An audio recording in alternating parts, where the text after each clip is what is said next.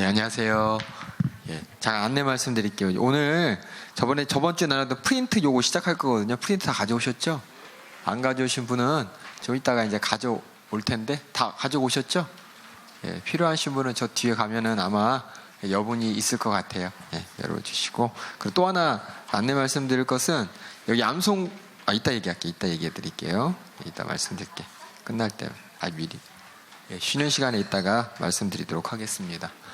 예, 이게 저희가 같이 하는 이게 되게 쉬운 얘기는 아니에요. 어려운 단어도 많고 어려운 거지만은 꼭 필요한 거는 제가 꼭 알아야 될 거는 복습 문제에다 이렇게 꼭 집어넣습니다. 여러분이 알기 쉽게 적어놨으니까는 복습 문제 보면 1강부터 6강까지 이렇게 쭉 뒤에 문제 이렇게 써놓고 답 써놨잖아요. 예, 그것만 잘 보시면 돼요. 예, 네, 다음 주에 이제 중간고사 볼 때도 그것만 보시면 돼요. 그것만. 그게 똑같이 나와요. 예, 아직 프린터는 오늘 할 거고요.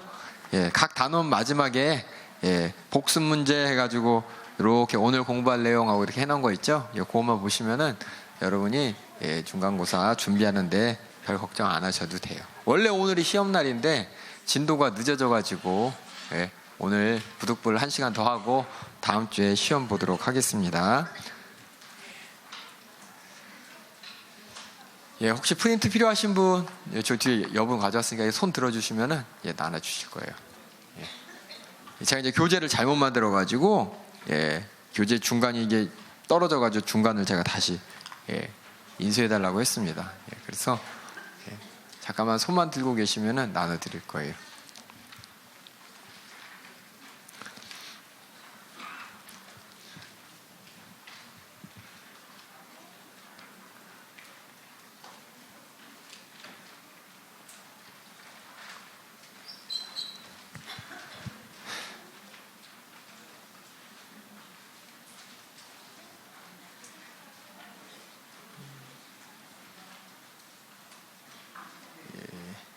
예, 지난주에 프린트 보충 교재가 지지난주죠? 지난 시간에 나눠드렸는데 혹시 안 가져오신 분들은 필요하실 꼭 달라고 하셔서 이거 오늘 진도 나가야 되니까는 꼭 받아주시기 바랍니다. 일단 왼쪽 예, 저기 나눠드리시고 그리고 저희 수업을 9시 20분에 끝날 겁니다. 20분에 끝나고 같이 기도하다가 마지막 기도 담임 목사님이 하실 때 다 같이 이곳에서 연결해 가지고 기도하고 마무리할 테니까 그렇게 아시고 중간에 나가지 마세요.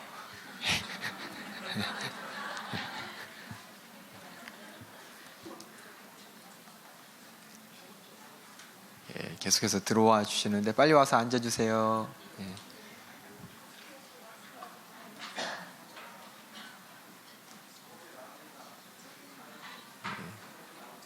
지난주에 들어오신 분들 중에서 지난주에 이 프린트 나눠드렸는데 못 받은 분들은 다시 받으시고 안 가져오신 분들은 꼭 받아주세요. 오늘 요거부터 진도 시작하겠습니다. 기도하고 시작하겠습니다. 생명 되신 우리 주님 은혜와 사랑을 감사합니다. 주님의 은혜 가운데 아버지 고난주간 부흥성에 은혜 받게 하여 주시고 또 부활주일 우리가 주님 앞에 감사하며 찬양으로 영광 올려드리며 또 주님 품 안에서 하루 온전하게 살게 하심을 감사합니다. 또한 이 저녁에도 주님께서 한날을 보존하여 주시고 말씀 가운데 주님의 뜻을 바로 알아 내가 주님의 뜻을 알고 또 그 지식을 가지고 또 전한 그 지식을 가지고 나의 믿음이 온전하게 주님 앞에 증거될 수 있는 귀한 시간 준비케 하심을 감사합니다. 이 시간을 통해서 우리가 듣는 것들이 아버지 하나님의 뜻을 발견하게 하여 주시고 우리 아버지 하나님의 심정을 발견하게 하여 주셔서 우리 아버지 하나님의 성품을 닮아 그 사랑을 받는 자여 또 그 하나님을 사랑하는 자가 될 수 있도록 인도하여 주시옵소서. 그런 우리 아버지 하나님께서 준비해 주신 은혜의 시간 오늘도 주님이 인도하여 주시옵소서. 앞에 있는 이 사람의 지식과 또 생각과 모든 성품과 모든 것은 사라지게 도와주시고 오직 주님께서 사용하여 주시고 듣게 하여 주시옵소서. 모든 영광 우리 주님께만 올려드리옵고 예수님의 이름으로 기도하옵나이다. 아멘. 나눠드린 프린트 보겠습니다. 이게 뭐냐면 지난 시간에 우리가 5강 5번째 강에서 5번째 강에서 우리가 천사에 대해서 인간과 또 천사에 대해서 하나님이 창조한 인격체인 인간과 천사와 또 마귀에 대해서 했는데 그거에 대한 복수 문제 한번 보도록 하겠습니다. 예, 복수 문제 1번. 제가 문제를 읽으면 여러분이 답을 크게 한번 읽어주시기 바랍니다. 1번. 하나님은 왜 우리를 지으셨습니까? 우리는 하나님의 영화롭게 하고 하나님을 즐거워할 목적으로 지으셨습니다. 또 우리가 하나님의 형상으로 지음을 받았다라는 말의 의미는 무엇일까요? 하나님과 닮았고 하나님을 대변한다는 의미입니다. 타락해도 그 형상을 갖고 있습니다. 예. 그 다음에 일상생활에서 어떻게 우리 하나님을 기쁘시게 할 수 있습니까? 하나님을 사랑하고 하나님 말씀에 순종함으로 그분의 영화롭게 하면서 우리가 기쁘시게 하는 겁니다. 두 번째 문제. 왜 하나님께서는 남자와 여자를 지으셨을까요? 시작. 삼위일체 있어서 삼위의 연합을 보여주어 하나님의 형상을 나타내도록. 남자와 여자가 동등하면서도 다른 기능을 가질 수 있습니까? 시작. 같은 인간성을 가진 점에서는 동등하며 역할에 있어서는 상호 보완적입니다. 예, 성경에서 말하는 연과 혼은 무엇일까요? 이들은 같은 것일까요? 시작. 두 용어는 성경에서 몸이 죽은 후에 살아있는 비물적인 본문에 대해 호환되고 있는 용어라고 합니다. 예, 죄가 무엇입니까? 시작. 행동과 태도와 본성에 있어서 하나님의 도덕적인 법에 일치하지 못하는 것. 예, 죄의 기준은 하나님이십니다. 예, 하나님, 우리가 생각할 때 하나님이 어떻게 질투하실 수가 있어? 질투하신 하나님이 잘못된 거 아니야가 아니라, 단어는 질투라고 썼지만 우리를 사랑하시는 그 심정과 마음과 그 열망이 질투라는 표현을 썼는데, 그렇다고 해서 하나님이 죄라는 것이 아니라 그 하나님의 성품에 반대되고 그 성품을 우리가 만족시키지 못하는 것들이 바로 죄인 것입니다. 두 번째, 우리는 아담에게서 죄성을 유전받았습니까? 시작. 아담의 죄로 인해 모든 사람이 하나님과 교제를 갖지 못하게 된 죄성을 지닌 채 태어납니다. 죄책이란 말은 죄에 대한 책임입니다. 이것도 아담으로부터 유전됩니까? 시작. 아담의 죄 때문에 죄책이 있습니다. 아담의 죄로 인해 모든 사람이 사망에 이릅니다. 예, 다섯 번째, 하나님과 우리의 관계를 결정하는 원칙으로 쓰이는 단어가 무엇인지, 뭐라고 했죠 그때? 언약입니다. 그럼 언약이 뭔지 시작. 하나님과 인간의 관계 상태를 규정하는 것으로서 하나님이 제정하신 불변의 법적 협증입니다. 예, 언약은 평등조약이 아닙니다. 예. 있는 사람과 없는 사람이 일방적인 은혜로 맺어지는 약속을 언약이라고 합니다. 언약의 본질적인 요소, 하나님께서 우리에게 주신 언약, 그 많은 언약을 통해서 하나님께서 우리에게 약속하신 것이 무엇이냐 한번 읽어보겠습니다. 시작.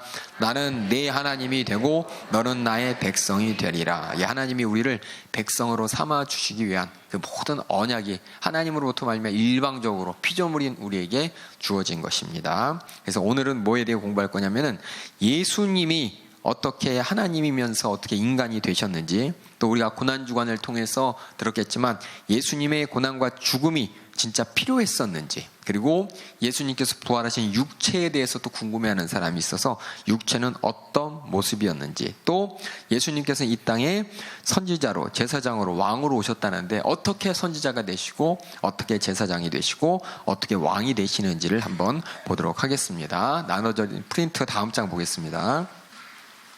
예, 첫 번째 문제가 이겁니다. 어떻게 예수님께서는 완전한 하나님이시며 동시에 완전한 인간이 되시는가? 예, 우리 인간은 어떻게 생각하냐? 우리 그리스 신화, 로마 신화 보면은 반인, 반신 이런 말 많이 들어보셨죠? 예, 인간이면서 신인, 예, 반은 인간이고 반은 신인. 대표적인 신화 속의 인물이 누구죠? 제우스의 아들이 누구죠? 제우스 맞나요? 아니죠. 제우스의 아들이 누구죠? 헤라클레스죠. 예, 헤라클레스가 제우스란 신과 인간의 여자 사이에서 난, 그들 말로는 변종인, 그렇죠? 인간인데 신적 능력을 가진, 그걸 가지고서 지금 텔레비에서도 많이 영화도 많이 나오고, 그렇죠?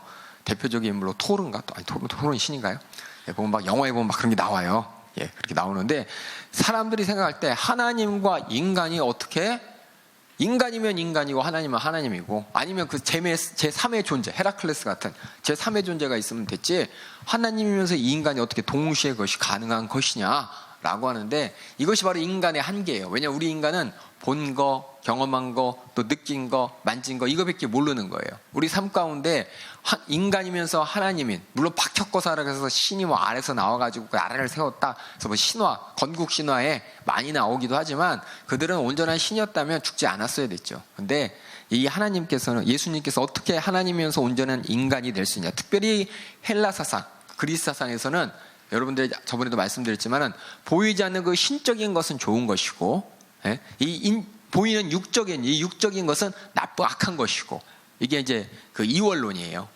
플라톤 사상 그쪽이 그리스 철학의 기조를 이루는 이원론으로서 보이지 않는 비물질적인 것은 좋은 것이고, 또 이건 나쁜 거 어떻게 그렇게 같이 있을 수 있느냐. 그건 다 선과 악이 갈라진 것처럼 그 영적인 것과 육적인 것이, 다시 말해서 신과 인간이 이렇게 상태가 틀린데 어떻게 같이 있을 수 있냐. 어떻게 하나님이 이 더러운 육체 속으로 들어오시고 이 육체를 가질 수가 있냐라는 게, 우리는 이제 말씀을 통해서 듣고 들으니까 당연한 것 같지만은, 이거 이해가 안 되는 부분이고, 그 부분에 대해서 많은 사람들이 이건 말도 안 되는 거다라고 하면서 복음을 거부하고 받아들이기 힘들었지만, 하나님께서는 뭐냐, 그렇게 아들 예수 그리스도를 이 땅에 동정녀 탄생하게 하셔서 온전한 인간이시면서 온전한 아들 하나님, 성자 하나님으로 이 땅에 보내셨습니다. 이 하나님이니까 가능하신 거예요. 우리는 자꾸 머릿속에 하나님이 할 수 없는 것도 있어라는 어떤 고정관념이 있어요. 그게 이제 대표적으로 아까 얘기했던 그리스 철학이나 그 플라톤 사상에서 어떻게 선한 것이 악한 것과 섞일 수가 있냐. 이 육체는 다 악한데, 그들의 생각이에요. 그들의 생각. 하지만 하나님께서는 다 하실 수 있는 분이십니다. 하나님께서는, 그래서 예수님께서는 완전한 인간으로 오셨습니다. 그래서 예수님은 어떤 분이냐, 완전 우리와 똑같은 인간이십니다. 동정녀로부터 탄생하셨습니다. 육신의 아버지 없이 성령으로 말미암아 잉태되어서 성령의 역사로 그의 어머니인 동정녀 마리아에게서 잉태되었습니다. 이 의미가 무엇이냐? 그 의미 한번 밑에 읽어볼게요. 첫 번째, 시작.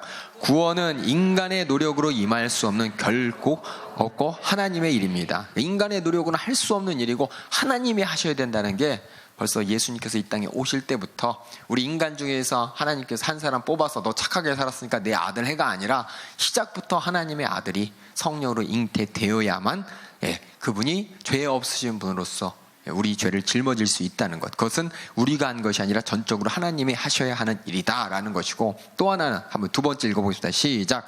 한 위격 안에 온전한 인성과 신성의 연합이 가능하게 됩니다. 어떻게 이게 예수 그리스도, 그 말은 뭐냐면 하나님이시만 온전한 인간으로 이렇게 오셨다는 것입니다. 그래서 뭐냐, 이 하나님의 지혜가 뭐냐, 지혜, 인간적인 방법에 성령의 능력이 함께 해서 동정녀 탄생이 이루어졌다는 것입니다. 그래서 하나님께서 인간의 방법을 자기의 주권에 의해서 성령으로 말미암아 사용하시고, 성령의 능력 없이 인간적인 방법으로는 구원이 이루어지지 않는다는 것입니다. 세 번째 한번 읽어보게요. 세 번째, 시작. 죄 없는 완전한 인성을 가능하게 해줍니다. 아담의 계로부터 차단돼 가지고, 그쵸, 씨가 요셉의 씨가 아니고 성령의 잉태로 말미암아 독생 우리 예수님께서 육신을 입고 이 땅에 오셨다는 것이 바로 이 완전한 죄 없는 인생. 우리 인간은 모두 아담으로부터 죄책을 유전받아 가지고 죄로 말미암는, 아까 문제도 읽었지만 죄성을 가지고 태어나고 죄에 대한 책임을 가졌기 때문에 사망으로 끝나지만, 예수님께서는 죄가 없으시기 때문에 죄에서 자유로우시고 죽지 않으실, 죄값인 사망을 전혀 해당되지 않는 분이라는 것입니다. 한 가지 여기 말씀드릴 게, 우리하고 예수님하고 가장 큰 차이가 뭐냐면, 아담은 어떻게 만들었죠? 아담은 흙으로 만들고 나중에 만들어진 데다가 하나님께서 하고 불어 넣으셨죠, 생명을. 근데 예수님께서는 시작이 어디예요? 시작이 성령으로 잉태하시고, 그 다음에 그 마리아의 자궁 안에서 육체를 이렇게 입으신 거죠. 그러니까 어떻게 되냐면 시작부터 틀린 거예요. 어떤 사람들은 예수님도 똑같이 사람 아니냐, 육신을 갖고 있지 않느냐라고 하지만, 우리 인간은 육신을 이 땅에 흙으로 만든 다음에 하나님이 후 하고 생명을 불어놓은 그런 영적인 존재가 된 것이고, 영적인 존재가 된 것이고, 이 예수님께서는 성령의 잉태로 말미암아 하나님의 영이 육적인 존재로 되신 것이에요. 이게 틀린 거예요, 방향이. 그렇죠? 그러니까 이걸 알아두시면 될 것 같아요. 근데 로마 카톨릭에서는 그래서 뭐라 그러냐? 예수님께서 죄가 없다는 것은 바로 뭐냐? 여자인 이 동정녀로서 마리아도 죄가 없다. 그렇기 때문에 마리아를 숭배해도 된다라고 하면서 마리아 숭배를 이제 로마 카톨릭에서는 왜 하냐? 예수님의 어머니로서 그분도 거룩하신 분이기 때문에, 죄가 없으신 분이기 때문에, 죄 없는 아들을 낳을 만큼 죄가 없는 분이기 때문에 라면서 이 마리아 숭배를 하는데, 이것은 전혀 성경의 가르침이 아닙니다. 이건 인간의 상상력과 인간의 추측과 인간의 바람으로 만들어진 잘못된 교리라는 것을 알아두시고, 이렇게 예수님께서는 온전한 인간으로서 우리가 갖고 있는 모든 연약한 것들 가운데 모든 제한을 당하셨습니다. 출생하시고 육신을 가지셨기 때문에 아기로 출생하시고 성장하시고 때로는 힘들어하시고 배고파하시고 또 죽기까지 하셨습니다. 하지만 죽어서 부활하시고 승천하셨습니다. 그 육신을 가지시고 그렇게 자라셨고, 그 다음에 예수님은 또 뭐냐? 인간의 마음을 가지고 계셨어요. 우리가 갖고 있는 마음들, 자라면서 갖고 있던 우리 인간으로서의 생각과 연약함을 그대로 갖고 계셨습니다. 그러니까 지혜가 자라났다라고 누가복음에 나와 있습니다. 예수님께서 그렇다고 예수님께서 지혜가 없었다가 아니라 인간으로서 얘기하는 겁니다. 그리고 예수님께서는 우리 인간으로서 재림의 날을 모르십니다. 제자들이 언제 이런 일이 일어납니까? 언제 그런 날이 일어납니까? 라고 했을 때 예수님께서 아버지만 아신다라고 했잖아요. 마찬가지로 우리 인간으로서 육신을 입고 있을 때 온전한 인간으로 모르셨고, 세 번째, 예수님께서는 인간의 영혼과 감정을 가지셨습니다. 인간의 영혼을 가졌기 때문에 그럼 하나님의 영혼과 틀린 거 아니냐? 이건 우리 생각이고, 예수님께서 인간이시면서 하나님이신데 우리의 생각이 자꾸 이걸 뚫어야 돼. 뭐냐? 어떻게 인간이 하나님이 될 수 있어? 어떻게 인간의 영혼을 가진 사람이 하나님이 될 수 있어? 아니, 하나님은 다 가능합니다. 온전한 인간으로 오셨기 때문에 예수님께서는 그래서 불쌍히 하셨어요. 근심하셨어요.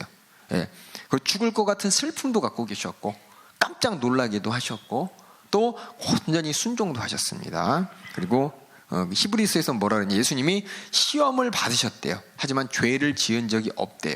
그 말은 뭐냐면, 시험을 받았다는 게 뭐냐? 이 인간의 아담이 시험을 받은 건 이 육체, 그렇죠? 정욕에. 마찬가지로 예수님께서도 이 죄를 지을 수 있는 가능성을 갖고 태어나셨습니다. 아니, 그게 인간이에요, 인간이. 하지만 예수님께서는 죄를 짓지 않으셨습니다. 그러니까 우리랑 똑같이 우리는 시험에 넘어가서 죄를 짓지만 예수님은 시험을 이기시는, 그 죄에 대한 시험을 받으시는, 마귀에 대한 시험을 받으시는 그런 온전한 인간이셨다는 것이 나오고, 또 예수님 주변에 있는 많은 사람들이 예수님을 뭘로 보았냐? 완전한 인간으로 보았습니다. 그래서 나사렛에서는 예수님을 사람들이 영접 안 했어요. 예수님께서 선지자로서 많은 하나님의 이적을 나타내고 하나님 말씀을 가르치는데도 불구하고 고향에 왔을 때 나사렛에서는, 아니, 제 예수 어렸을 때부터 우리 안에서 자라났던, 우리 안에서 이렇게 자라나고 누구네 아들이고 누구네 형제고 누구네 오빠고 다 나타나는, 그게 어떻게 그럴 수가 있어? 라는 그 말이 뭐냐면, 어떻게 보면 어떻게 예수님을 안 믿을 수 있어? 라고 할 수도 있지만, 그 모습이 바로 예수님께서 온전한 인간이셨다는 것입니다. 모든 사람들도 인정한 인간이셨다는 것입니다. 하지만 예수님께서는 죄가 없으십니다. 죄가 없으시며 죄의 지은 지 없으신 분이십니다. 그럼 예수님께서 죄를 지을 수 있었을까요? 예수님께서는 죄를 지을 수 있었을까요? 없습니다. 시험을 받았지만 죄는 짓지 않으셨습니다. 절대 죄를 지을 수 없는 분이 바로 죄 없으신 예수님이셨고, 하지만 시험은 받았다는 거, 그게 우리도 뭐예요? 인간으로서 그러면 시험을 받지만 죄를 이길 수가 있습니다. 성령님께서 또 우리 안에서 이기게 하십니다. 그렇다면 예수님께서 굳이 그런 인생이 왜 필요하셨나? 어떤 사람들은 잘못 가르치는 사람이 있어요. 예수님께서는 인간인 척한 거야. 그냥 모든 사람들이 볼 때 인간으로서 봤지만 실상은 인간이 아니셨어. 그냥 모든 사람들이 보게끔 하나님께서 마술하고 이렇게 현혹을 시켜갖고 시야를 가린 것 뿐이지, 예수님은 진짜 인간이 아니고 그냥 인간인 것처럼 보일 수 있게 하신 거야 라고 잘못 가르치는 이단이 있었어요. 왜냐면 아까 얘기했지만은, 신적인 것은 그 당시에 사람들의 머릿속에, 헬라 사람들의 머릿속에는 무조건 뭐가 있냐? 이원론이 갇혀 있습니다. 보이지 않는 것들은 선하고 보이는 육체는 악하고 물질은 악하고, 그런 것 때문에 예수님이 진짜 하나님의 아들이라면 육신을 입을 수가 없지. 이 악한 걸 어떻게 입고 계셔? 그렇기 때문에 그냥 입은 척 모든 사람에게 보였던 것 뿐이야 라는 이 가연설이라는 게 있습니다. 하지만 요한 1서 4장 2절, 3절 보면 한번 읽어보겠습니다. 시작. 하나님의 영은 이것으로 알지니 곧 예수 그리스도께서 육체로 오신 것을 시인하는 영마다 하나님께 속한 것이요 예수를 시인하지 아니하는 영마다 하나님께 속한 것이 아니니 이것이 곧 적 그리스도의 영이니라. 예수님께서 육신을 입은 것을 부인하는 게 바로 적 그리스도입니다. 이단입니다. 왜냐하면 아까 얘기했지만 그 힐라스상, 그 플라톤, 그 헬라 철학에서는 예수님께서 육신을 입었다는 걸 인정이 안 돼. 이미 머릿속에 콱 박힌 게 뭐냐면은 육신이고 물질적인 건 다 악한 건데 어떻게 예수님께서 어떻게 육신을 입을 수 있어? 라는데 이것 자체가 뭐냐?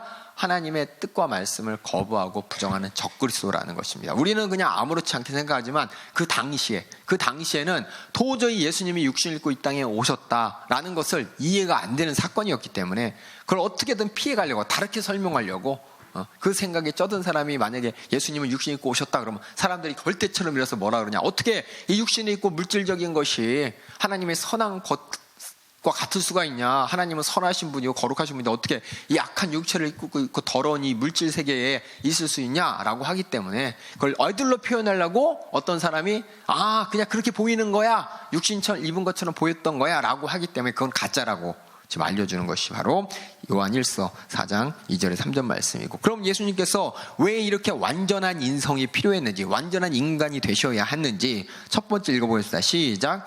순종의 본이 되시기 위해, 우리 인간들이 하나님 앞에 순종할 수 있는 그 모습을 보고 우리가 따라가게 하기 위해서. 어떤 사람은 그러죠. 예수님은 하나님의 아들이니까 가능하죠. 그렇죠?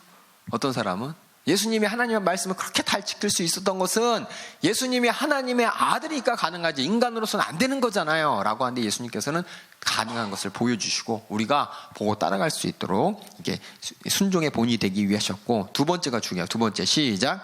대신 희생이 되시기 위해서, 대속물로서 목숨, 그 죽음의 대가를 치불하기 위해서 육신을 입고 죽으셔야 되기 때문에 육신을 입으셨고, 세 번째 시작. 하나님과 인간 사이에 중보자가 되시기 위해서였고, 네 번째 시작. 피조물을 다스리도록 된 인간의 원래 목적을 완성하기 위해서. 다섯 번째 시작. 삶의 모험과 본이 되기 위하여. 여섯 번째 시작. 우리의 구속받은 육체의 본이 되시기 위하여. 그 다음 일곱 번째 시작. 대제사장으로 우리를 긍휼히 여시기 위하여. 그래서 예수님의 온전한 인성이 있어야 우리의 온전한 순종의 본이 되시고 또 우리의 중보자가 되시고 우리를 위해 죽으실 수가 있기 때문에 이것이 주요 내용입니다. 그러면 예수님께서는 어떤 분이냐? 그럼 일단 부활하시고 승천하셨으니까 더 이상 육신을 입고 있지 않겠냐라고 하는데, 사도행전 1장 11절에 뭐라고 했는지 한번 읽어보겠습니다. 시작. 너희 가운데서 하늘로 올리우신 이 예수는 하늘로 가심을 본 그대로 오시리라. 예수는 영원히 지금도 인간으로 계십니다. 인간으로, 온전한 인생으로 계시다는 것을 이 구절을 통해서 우리가 알 수가 있습니다. 아셨어요? 어떻게 그럴 수가 있어요? 숨도 쉬어야 되고 먹고 해야 되고, 어떻게 먹고 숨 쉬고 그러려면 이 중력도 필요하고, 그런데 어떻게 할 수 있어요? 몰라요. 근데 성경 말씀에 그렇게 돼 있어요. 저는 설명을 못 하겠어요. 근데 하나님께서 그렇다고 하셨어요. 그 다음에 두 번째, 예수님은 또 어떤 분이냐? 온전한 하나님이십니다. 그걸 그리스도의 신성이라고 합니다. 성경에서는 직접적으로 예수님을 하나님 대우했습니다. 그리스도에게 사용된 데오스, 하나님이라는 단어를 이사야서도 사용했고, 또 그리스도에서는 그리스도께 사용된 주님이라는 단어가 뭐냐? 우리는 주님이지만 이게 히브리어로 여호와란 말입니다. 여호와란 말, 야훼라는 말로 예수님께 그 말을 썼고, 주는 그리스도시오 살아계신 하나님이십니다 라고 베드로가 고백했고, 주는 나의 주시오, 그 도마도 그렇게 고백했고요. 그래서 신성에 대한 다른 분명한 주장이 뭐냐면, 예수님께서 뭐라고 하셨냐? 아브라함의 그의 날들을 보았다고 하십니까? 아브라함이 바로 자신의 날들을 보았다고 요한복음에 말씀하셨고, 예수님께서 요한복음에 계속해서 나는 생명이요, 나는 부활이요, 나는 포도나무요, 나는 이 얘기했잖아요. 여러분이 저하고 같이 신약 하신 분은 알겠지만은 그 말을 감히 쓸 수가 없습니다. 나는이라는 말이 뭐냐면 바로 하나님에게 쓰는 말이에요. 하나님의 모세에게 하나님이 나타났을 때 모세가 물어봤죠. 당신이 누굽니까? 당신을 누구라고 가서 얘기해야 됩니까?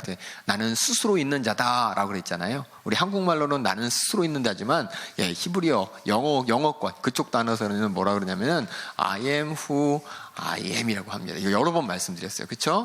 그래서 이 I am이라는 단어를 2번 써가지고 나는 이다. 나는 이다. 나는 이상하잖아요. 그렇죠? 이걸 뭐 어떻게 해석하려면은 영어를 아시겠지만은 나는 이게 여기 있는 I am 비동사는 존재를 나타냅니다. 있다라는 뜻. 있다.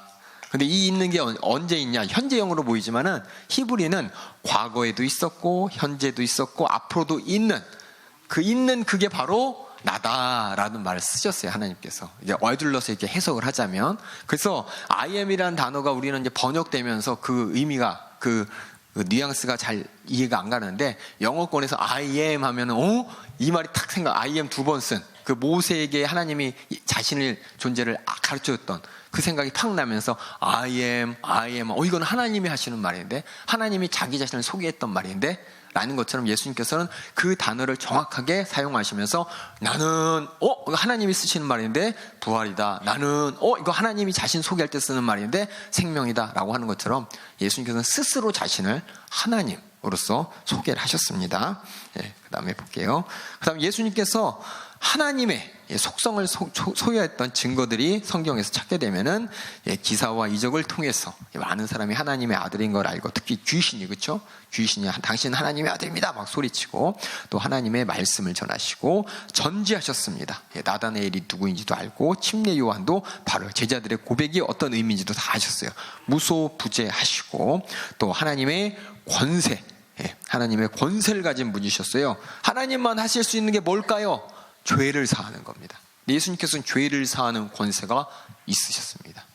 이게 참 엄청난 거예요. 그래서 스스로 하나님이란 증거를 나타내셨고 또 죽은 자 가운데 살아나신 거 이것이 바로 하나님의라는 존재인 것이고 또 예배 받기에 합당하신 분이라는 것이 바로 하나님께서 예수님께서는 하나님이시라는 증거인 것입니다. 세 번째, 예수님께서 그럼 어떤 사람들이 빌립보서를 가지고 헷갈려해요. 우리 한 빌립보서 2장 5장 7절 여기 제가 노트에 적어놨죠. 이 노트 거 읽어보겠습니다. 노트 한번 가로 다운표 있는 걸 읽어볼게요.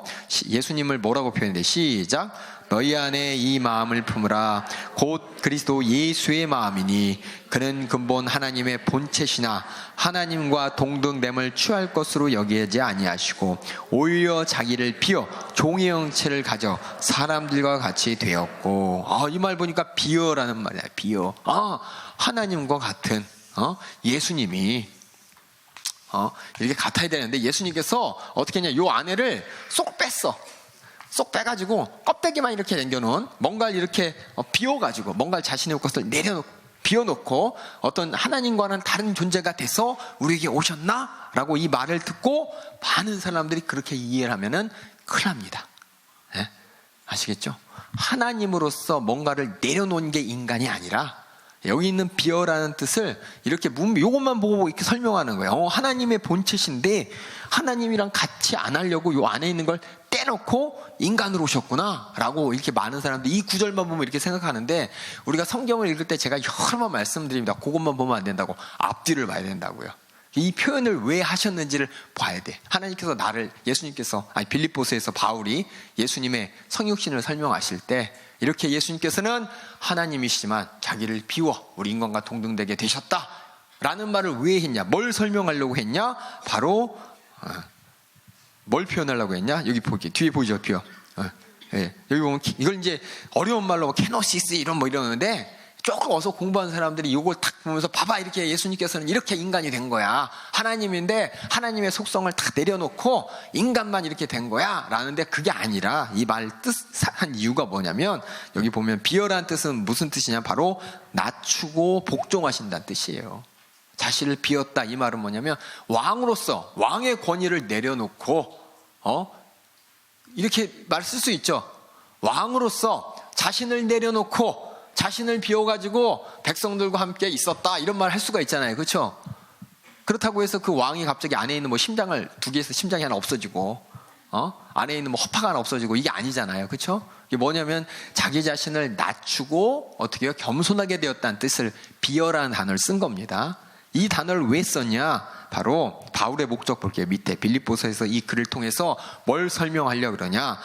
바로 읽어볼게요. 바울의 목적 시작. 빌립보 교회가 겸손하고 남을 낮게 여기도록 설득하기 위해 예수의 본을 설명한 겁니다. 그러니까 서로 섬기질 않아요. 서로 잘난 척해요. 야, 예수님도 자신이 하나님이시만 인간으로 오셔서 우리 인간들 가운데 계시면서 우리 인간을 섬기셨잖아. 이 말을 하려고 자신을 비워 우리 인간과 동등됨 여겼잖아. 이건 어떤 존재적이고 철학적인 얘기가 아니라 교훈적인 얘기입니다. 교훈적. 예수님도 이렇게 겸손하게 우리 인간들하고 상대해 줬는데 네가 뭐 나이 좀 먹었다고, 네가 교회에서 좀 오래됐다고, 네가 좀 더 믿었다고, 네가 뭐 안수 집사라고, 네가 권사라고 그러면 안 되지. 예수님도 저렇게 낮추시고 겸손하고 이렇게 똑같이 하셨는데 너도 그래야지 라는 뜻을 사용하려고 이 단어, 예수님이 하나님과 동등됨을 취하지 않으시고 자신을 비워 인간과 동등되게 낮추셨다, 이 말 쓴 건데, 이 말을 앞뒤 다 잘라먹고 이것만 딱 보면은 예수님께서 하나님의 어떤 속성을 내려놓은 거지, 뭘 내려놓은 거지, 막 이 엉뚱한 생각하게 되는 거예요. 이 얘기 아니라는 겁니다. 무슨 말씀인지 알겠죠? 그러니까 여러분들이 성경 읽을 때 참 이게 무서운 거예요. 신학자들이나 철학자들이 쭉 그냥 하나님의 말씀 자체를 쭉 읽어가면서 그 말을 왜 했는지를 알아야 되는데 앞에 다 띄어먹고 이것만 갖고서 막 고민을 하는 거예요. 그럼 예수님께서 뭘 내려놨지? 아마 이거 가지고 쓴 책이 엄청 많아요. 저도 많이 읽어봤어요. 그래서 뭐 케노시스 이론도 있고 먼 내용도 먼 내용도 있어. 과연 하나님께서 우리와 다른 뭘 내려놨을까? 이걸 내려놨다, 저걸 내렸다. 엄청나게 많은 책들이 있는데, 그렇게 고민하라고 하나님이 성경책 주신 것이 아니라, 바울이 그거 고민하라고 빌립보 교회에게 쓴 편지가 아니라 빌립보 교회에서 이 겸손함이 없고 서로 섬김이 없으니까, 야, 예수님이 이렇게 낮춰 섬긴 것처럼 너희도 그렇게 섬기는 게 바로 뭐냐? 하나님 뜻이야 라고 알려주기 위해서 예수님의 본을 설명하기 위해 자신을 비워라는 단어를 썼는데, 이것을 그냥 뭐가 탁 꽂혀가지고 그럼 신적인 속성이 뭐를 내려놓은 거지? 라고 이렇게 엉뚱한 생각을 하게 된 겁니다. 그렇게 하면 안 된다는 거예요. 아시겠죠? 성경은 그래서 쭉 읽으셔야 돼요. 그래서 여기 제가 썼죠. 신학 성경의 전체적인 문맥과 교리의 가르침을 볼 때 예수님이 하나님으로서 자신의 하나님 된 어떤 속성을 포기한 적이 전혀 없습니다. 성경이. 그럼 하나님이 100%인데 한 30% 빼고 70%만 가져오셨다는 얘기가 아니에요. 100% 온전한 하나님이면서 100% 온전한 인간으로 이 땅에 오셨습니다. 이걸 우리가 딱 인정해야 돼요. 요걸 둘 중에 하나라도 이제 삐끗하면 이게 잘못된 가르침이에요. 하나님이신데 하나님을 거부하고, 인간인데 인간 아니라고 거부하면은 예수님께서 우리를 위해서 오셔서 죄 없으심도 큰일 나는 것이고, 우리를 위해 계속 제물이 되시는 것도 말도 안 된다는 거예요. 그렇기 때문에 여러분들이 이 비어라는 말에 속지 마세요.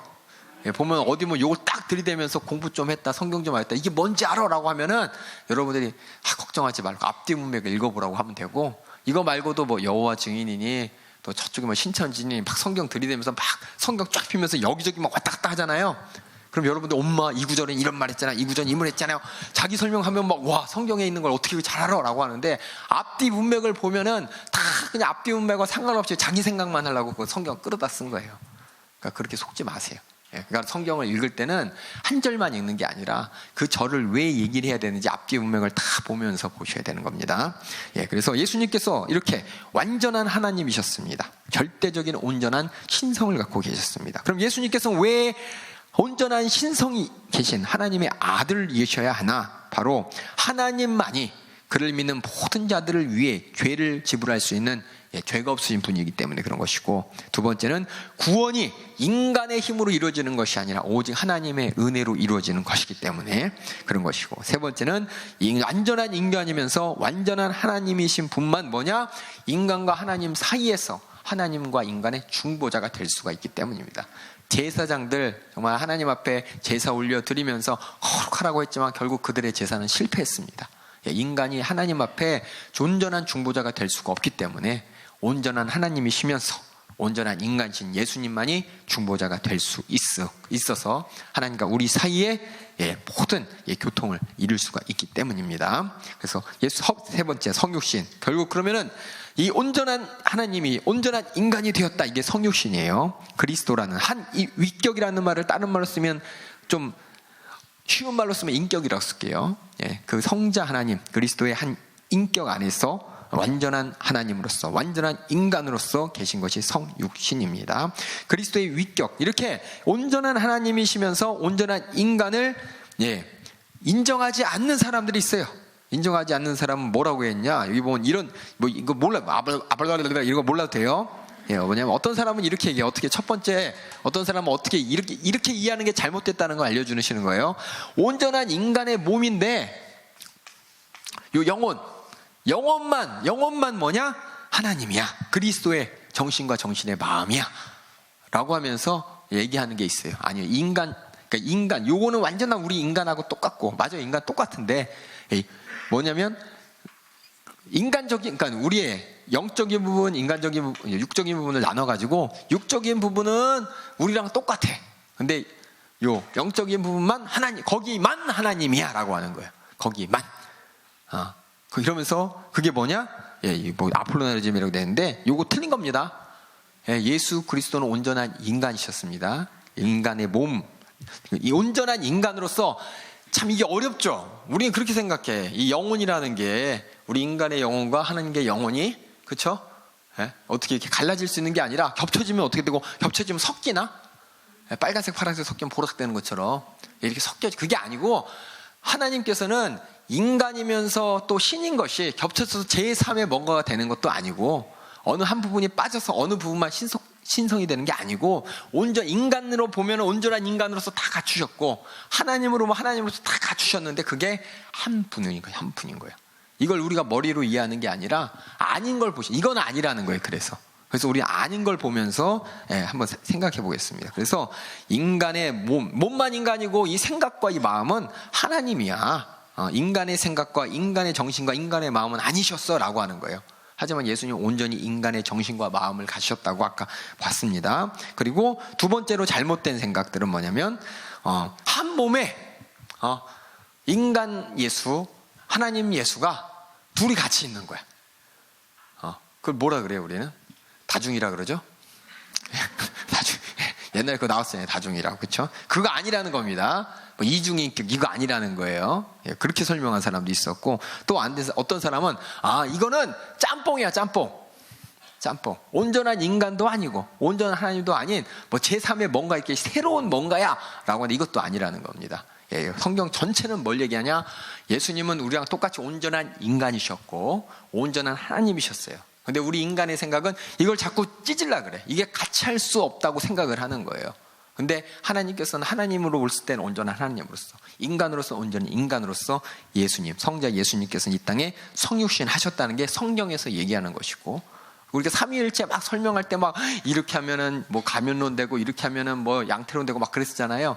우리가 그걸 보면서 아니 뭔 얘기야 라고 하면서 결국 아닌 걸 우리가 잘 구분합시다 라고 한 것처럼, 이 예수님의 신성과 또 인성이 한 분으로서 온전하다는 것을 우리가 어떻게 되느냐가 아니라 이건 아닌 것만 알아두시면 됩니다. 그렇게 두시면 돼요. 이거는 여러분들이 시험에 안 나오니까 걱정하지 마시고, 이렇게 얘기하는 게 잘못됐구나라는 것만 알아두세요. 그래서 성육신, 그 이전의 모습, 완전한 하나님이면서 어떻게 완전한 하나님이 아닌 완전한 인간이 될 수 있는가? 하지만 예수님께서는 신성에서 인성, 또 신성에서 인성으로 우리 예수님의 인성, 하나님 예수님의 인성도 예수님이시기 때문에 예배받기에 합당하신 분이십니다. 어떤 사람들 예수님의 육적인 부분은 빼고 신적인 부분만 나는 경배해야지, 이거 안 된다는 거예요. 온전한 하나님이시고 온전한 예수님의 인격으로서 계신 분이기 때문에 인성과 신성을 찢겠다 이러면 절대 안 된답니다.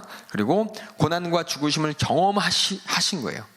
이렇게 육신을 입으셔서. 그래서 우리가 경험하는 것을 다 예수님께서도 체험하시면서 나타내시기 때문에 우리가 또 이해할 수가 있어요. 예수님의 마음을 이해할 수 있고 예수님의 심정을 이해할 수 있고, 그래서 우리를 위해 그래서 대속의 희생제물이 되실 수가 있습니다. 우리랑 성정이 같기 때문에.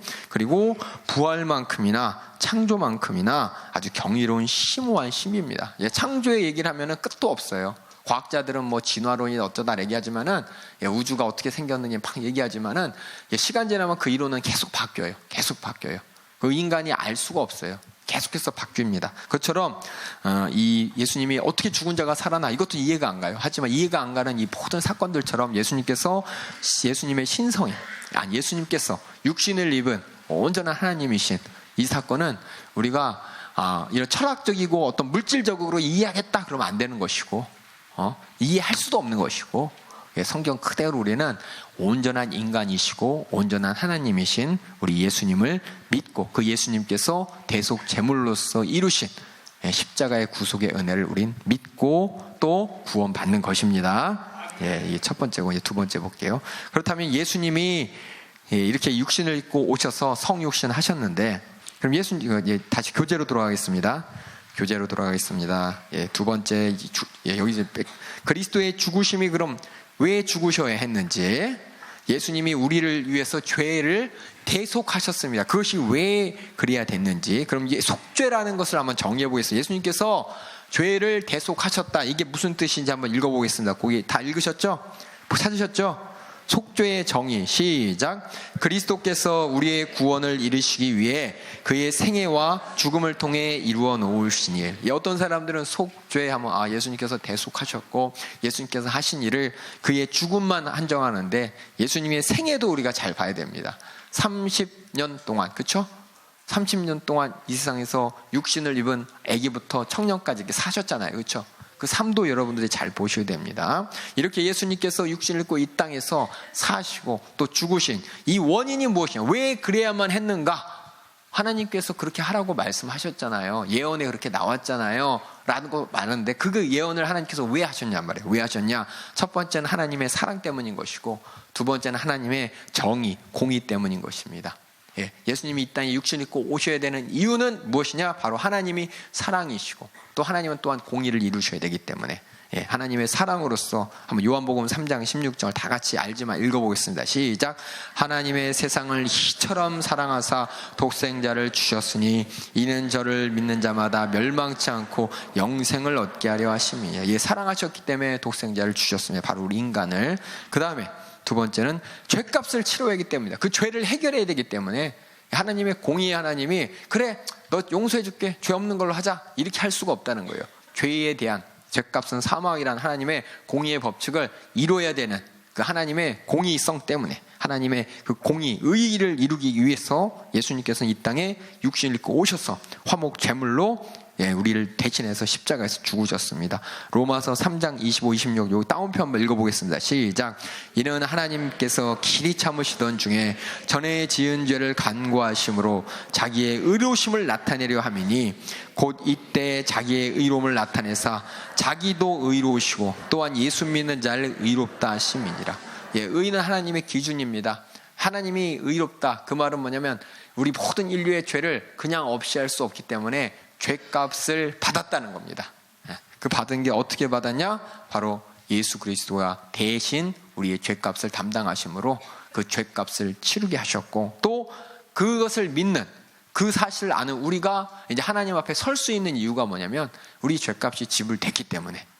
그래서 하나님도 의롭고 우리도 의롭다는 이 말이 참 어려워요. 근데 어려운 게 아니라 마귀가 뭐라고 할 수가 없는 거예요. 다시 말해서 세상에 누구도 하나님 앞에 우리 인간들이 죄를 지은 거 그 죄값 안 받았잖아요 라고 할 수가 없는 거예요. 내가 우리 죄 없는 하나님의 아들이라니 어마한 가치를 이 땅 육신을 보내서 버러지 같고 정말 바퀴벌레 같고 너희들 다 모여봐도 한 주먹거리 안 되는 너희들의 죄를 담당시켜서 죽였잖아. 차고 넘치잖아. 그렇기 때문에 이 죄를 해결한 거에 대해서 누구도 뭐라고 할 수가 없는 것이고 그렇기 때문에 우리가 하나님 앞에서 섰을 때 우리가 하나님의 그 대속의 사건, 그 구원으로 말미암아 내 죄가 사해졌다는 걸 내가 알게 됐고 믿게 되었기 때문에 나도 하나님 앞에서 의로운 존재가 된 것입니다. 하나님 앞에 딱 설 수 있게 된 것입니다. 누구도 뭐라고 할 수가 없게 되는 것. 하나님 앞에서도 하나님의 명예, 의의 명예도 지켜줬고 우리가 구원받아서 우리의 의도 지켜줬고 이게 뭐냐? 이 공의예요. 공의. 이 공의, 정의를 이루기 위해서 어떻게 되냐? 예수님께서 이 땅에 육신을 입고 오시고 또 대속의 십자가의 피해 보혈을 흘리신 것입니다. 속죄가 왜 필요하냐? 그럼 보겠습니다. 하나님은 사실 우리를 구원하실 필요가 없어요. 하나님이 사랑의 하나님이 아니시라면 우리를 사랑하지 않는다면은 우리가 정말 죄 가운데 영원히 멸망할 것이 정말 전혀 상관이 없다면, 사랑하는 관계가 아니라면은 아들을 보낼 필요가 없는데, 우리를 사랑하시기 때문에 자신의 의를 이루어야 되기 때문에 자신의 의 안에서 이루는 방법이면서 우리를 사랑할 수 있는 방법, 그걸 하기 위해서 예수님께서 이 땅에 오신 것입니다. 그래서 실질적으로 하나님 앞에, 하나님의 입장에서는, 물론 하나님은 사랑이니까 가슴이 찢어지겠지만은 하나님 입장에서 전혀 아쉬울 게 없다는 거예요. 우리를 구원하지 않아도. 그런데도 불구하고 우리를 위해서 이 대속 제물로 예수님을 보내신 이유는 우리 인류를 구원해야 되는 그 하나님의 사랑의 심정 때문에 절대적으로 예수의 피가 필요한 것이고, 그의 죽으심으로 말미암아 우리 죄를 다 없애는 것이 필요하다는 것입니다. 예, 이거 이해하세요? 참 어려워. 하나님의 입장을 여러분 생각해보세요. 하나님은 공의의 하나님이에요. 예, 말씀 한마디로 모든 것이 창조되고 말씀 한 대로 모든 게 이루어지고 죄값은 사망 다 돼야 돼요. 우리 인간을 사랑으로 창조하셨는데 이놈의 인간이 하나님의 그 사랑을 배신하고 선악과를 따먹고 죽게 되었네요. 그 하나님의 사랑이 정말 꿈틀꿈틀 되는 가중에 이 사랑이, 이 공의 앞에서 뭐 없어도 돼요. 새로 창조가 봐야지. 그래도 되는데 이 사랑이 우리 이해할 수가 없어. 왜 그렇게 사랑하는지. 사랑할 수 없는 그 사랑으로 말미암아 이 멸망할 우리 인간을 방관하지 않으시고, 이 죄값을 너희들이 못 지니 어떻게 내가 해결할 수 있는 방법으로 아들이 육신을 입고 오셔서 우리 모든 죄를 담당할 수 있는 자격은 뭐냐? 하나님만 가능한 거예요. 죄 없는 사람만 가능한 거예요. 어떤 사람은 죄 없이 새로 창조하면 되잖아요, 이런 생각도 했었어요. 저는 죄 없이 그냥 인간을, 아담 말고 두 번째 아담을 만들어서 보내가지고 죽이면 되잖아요. 근데 틀린 거예요. 새로 만든다는 건 틀린 거잖아요. 그렇기 때문에 동정녀 마리아의 잉태, 성령으로 잉태하신 인간으로, 온전한 인간으로 하나님이 예수님을 이 땅에 보내셔가지고 온전한 인간으로서, 똑같이 우리와 같은 성정을 가진 인간으로서 이제 뭐냐? 죽을 수가 있는 거예요. 죽을 수가. 죄값을 담당할 수가 있는 거예요. 죽을 수가 있다는 것이 뭐냐? 죄값을 담당할 수가 있는 것이고, 그래서 죽어서, 십자가 달려 죽어서, 죄 없으신 그 엄청난 분량의 죄 없으신 그분이 우리 모든 인류의 죄를 짊어지시고 죽어서 죄값을 다 지불하시고 부활하셔가지고 다 부활했으니까 다 지불됐다는 표시 아니에요. 그래서 우리의 의가 되는 것이고 하나님의 의가 지켜진 것입니다. 뭐 때문에? 결국 하나님의 사랑 때문에.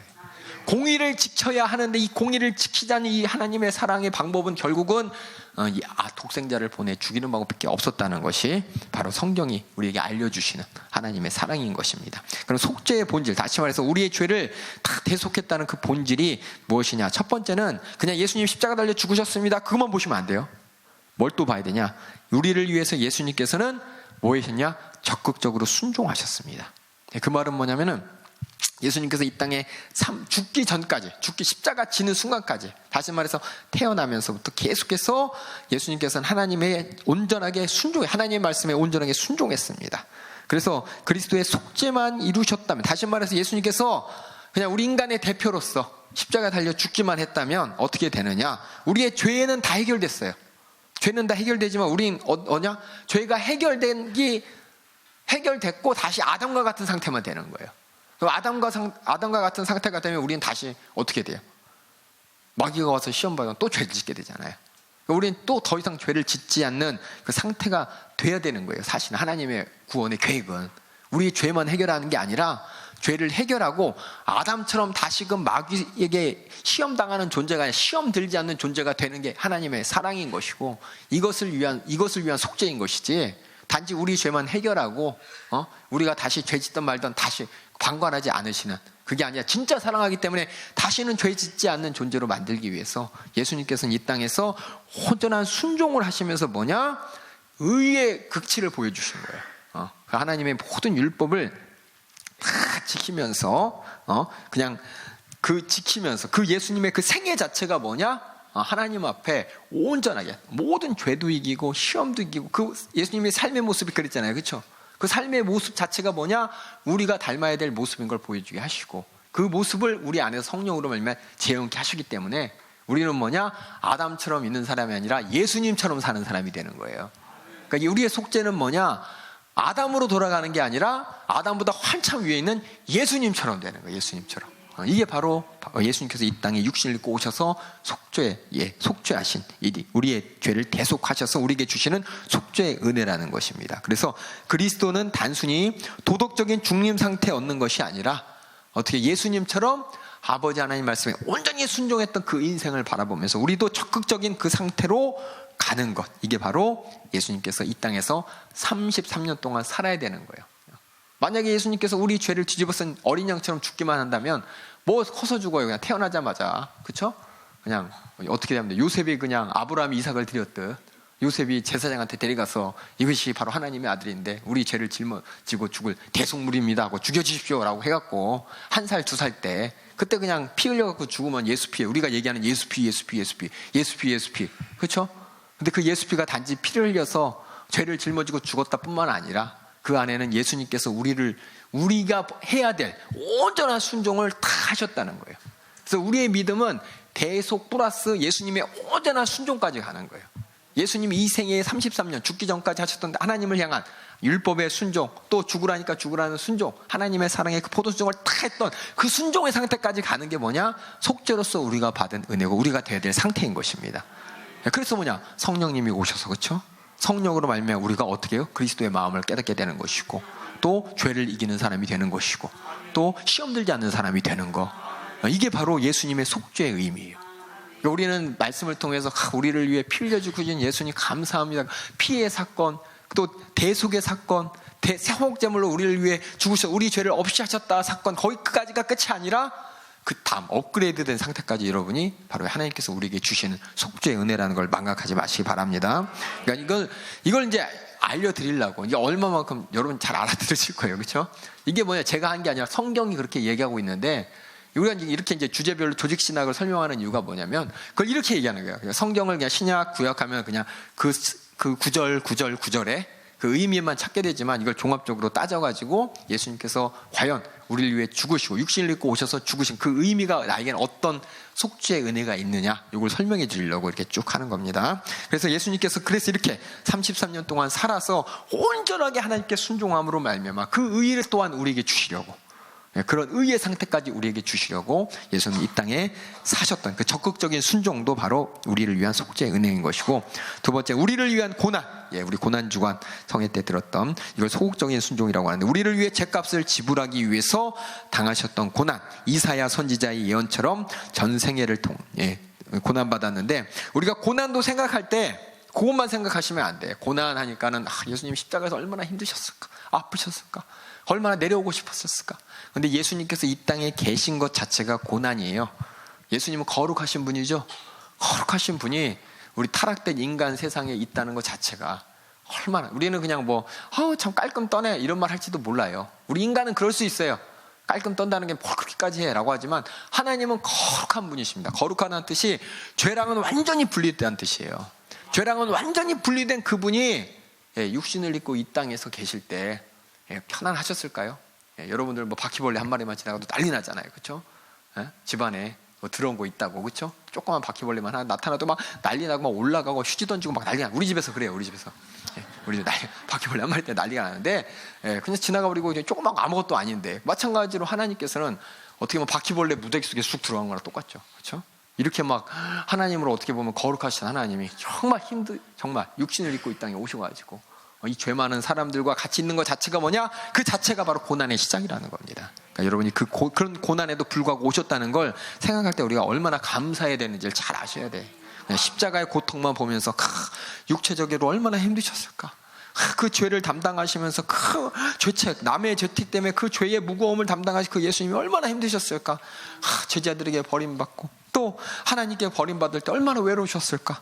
또 하나님의 진노를 끝까지 담당하시고 다 이렇다 할 때 얼마나 하나님이 괴로우셨을까, 예수님 괴로우셨을까만, 물론 그게 다 이제 고난에 우리가 경험할 수, 우리 인간이 알 수 있는 경험이지만, 하나님께서는 그 이전에 예수님께서는 육신을 입고 있는 것 자체가 고난이셨다는 것을 여러분이 아시면서 정말 예수님께서 이 땅에 우리를 위해 육신을 입고 오셨다, 감사해야 될 일인 것이고, 십자가에 달려 그 고난 당하시고 죽으셨다, 또 감사할 일인 것밖에 없는 것입니다. 그래서 예수님의 죽음에 대해서 우리가 더 깊이 이해해 보자면은, 첫 번째, 죄값은 성부 하나님에 의해 예수님께 담당되었습니다. 아버지 하나님께서 뜻을 세우시고 예수님께서는 그 뜻을 이루셨습니다. 영원한 예수님께서 우리 죄를 짊어지시고 영원히 고통받는 게 아니에요. 딱 고통 후에 어떻게 했어요? 죽으시고 부활하셔서 고통을 다 끝내셨죠. 그러니까 더 이상 예수님은 지금 고통 받으시나요, 안 받으시나요? 안 받으십니다. 그런데 로마 카톨릭에서는 성만찬이라 그러죠. 그들은 뭐예요? 예수님의 그 떡과 포도주가 그 성만찬 중에 예수님의 살과 피로 돼서 어떻게 예수님이 그 당한 고난의 현장을 그 자리에 다시 이루어진다라고 합니다. 그 말은 뭐냐면은 성만찬 할 때마다 예수님께서는 계속 고난 당하시는 거예요. 계속 고난. 성만찬 할 때마다 예수님이 우리를 위해 피 흘려주시고 살찌신 고난이 재현되고 다시 재현되고 이렇게 예수님께서는 영원히 고난 받으시는 게 아니라 이 성만찬이 아니고 우린 주의 만찬이죠. 우린 뭐냐면 2000년 전에 우리를 위해 십자가 달려 죽으시고 고난한 그 예수님을 기억하면서 그때 죄를 해결해 주신 것을 감사하는 것이지 지금 해결해 주신 거에 대한 감사가 아닌 것입니다. 그래서 뭐냐? 이 천주교에서는 그 살과 떡이 살이 되고 포도주가 피가 돼서 지금 이 시간, 이 성만찬하는 그 시간이 예수님의 그 고난의 가운데 죽어가는 시간입니다라는 의미로서 그렇게 하는데 그건 틀렸다는 것입니다. 우리는 감사하는 것이고 결국 뭐냐? 완전히 다 지불하셨어요. 더 이상 지불할 게 없으십니다. 2000년 전에 예수님께서는 십자가에서 우리 모든 죄값을 다 지불해 주셨습니다. 그래서 예수님의 보혈의 의미, 보혈의 의미에 대해서 우리가 신약할 때도 했지만은 예수님이 죽으시고 법정에서 처형 당하시고 희생물로서 피 쏟음으로 말미암아 우리 죄를 갚아주신 그 은혜를 기억하는 것이지 예수님의 보혈이 부적처럼 부적 같은 거 아닙니다. 보혈의 의미도 모르고 예수피 이러면 안 돼요. 드라큘라 나타났을 때 십자가 막 마늘 걸고 막 이거랑 똑같은 거예요. 심리 상태가. 그건 절대 아닙니다. 이미 보혈은 은혜에 대한 약속이 이루어진 것에 대한 감사를 우리가 나타내고 그걸 인정하기 때문에 예수피 하면서 내 안에서 감사가 넘쳐나는 것이고 은혜가 넘쳐나야 되는데 두려움 가운데 그냥 그 두려움을 떨쳐버리기 위해서 예수피 하는 거 아닙니다. 이미 그 두려움은 사라진 것이고 이 모든 악한 계기는 무너졌습니다. 그리고 예수님께서는 우리를 대신해서 십자가에 달려 죽으셨다는 것이고 그래서 속죄에는 이런 속죄를 표현한 여러 가지 신약의 용어들이 있습니다. 성경 용어 희생제물 이게 뭐냐면 우리 죄로 인해 마땅히 죽음의 값을 희생하셔서 지무셨고 화목 죄에 관계된 제물 희생제물 하나님과 관계 있죠. 하나님과의 관계가 해결된 거는 화목제물. 그래서 우리가 마땅히 받아야 될 하나님의 진노를 예수님이 받으셨다. 같은 얘기지만은 죄의 포커스를 맡으면 희생제물, 하나님과의 관계의 포커스를 맡으면 화목제물. 그리고 이 속죄를 통해서 결국 하나님과 우리가 화해됐고, 그 다음에 죄와 사단의 매임에서 완전히 우리가 벗어났습니다. 여러분께 물어볼게요. 그럼 예수님께서 죄값을 누구한테 지불하셨을까요? 그 죄값을 누구한테 내야 되잖아요. 죄값은 사망이라는, 그렇죠? 죄값을 누구한테 냈을까요? 아니에요. 마귀 아니에요. 큰일 나 그럼. 절대 안 돼요. 알았셨죠? 내가 이 질문을 한 이유가 뭐냐면 마귀는 아무 권리가 없어요. 마귀는 죄값을 받을 권리가 없어요. 죄값은 사망이다. 이 말은 뭐냐면 하나님의 말씀이고 하나님의 공입니다. 하나님의 공인데 하나님의 공의 앞에서 그 죄값은 하나님이 마땅히 하나님께서 죄값은 사망이라 그것이 이루어진 것인데 그 이루어진 게 마귀한테 우리가 마귀의 볼모로 잡혀서 우리가 마귀한테 볼모로 잡혀 있는데 이렇게 예수님께서 피를 내놓으면서 이 내놔 내 피값 받아가 아니에요.